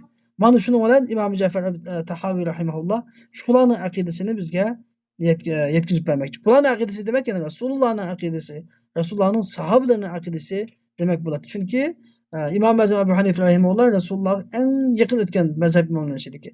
Ya'ni Hijriyaning 80-yili, bir rivayatda 62-yili tug'ilgan degan bor. Sahabini bir necha Amir ibn Tufay degan sahabini, Anas ibn Malik radhiyallohu anhu iborat bir qancha sahobalarni o'z bilan ko'rgan, ularningki sahobalar mumkin shular sahobalarning toliblaridan bilim olgan bevosita. Ashundoq katta zot bo'lganligi uchun ularning zamonasida yolg'on hadis ehtimol yo'q edi.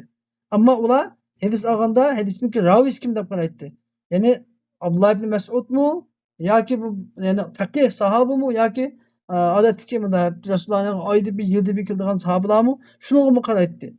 Chunki o zamonda ularning zamoni Rasulullohga yaqin bo'lganligi uchun yolg'on hadislar maydonga kelgan zamon edi.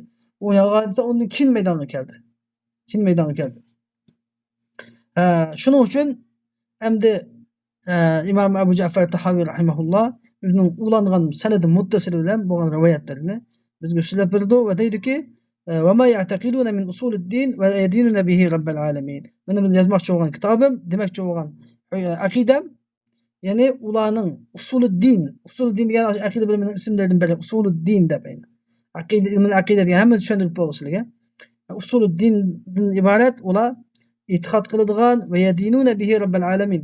Robbil alamin Taologa ular mushu aqida bilan, mushu usuliddin bilan din tutadigan degan gap, ya'ni ibodat qiladigan. Aqida qilib, qalbida e'tiqod qilib, va a'zolar bilan ibodat qiladigan, bunda din deb e'tiqod qiladigan e'tiqodlaridir. Mushuni so'zlamoqchiman deydi. Bugungi darsimiz bu shaklda bo'lib qoldi. Va oxir davona alhamdulillahi robbil alamin va sallallohu ta'ala va sallama ala xayri xalqi sayyidina Muhammad va ala alihi va sahbihi ajma'in. Rahmatka ya arhamar rahim.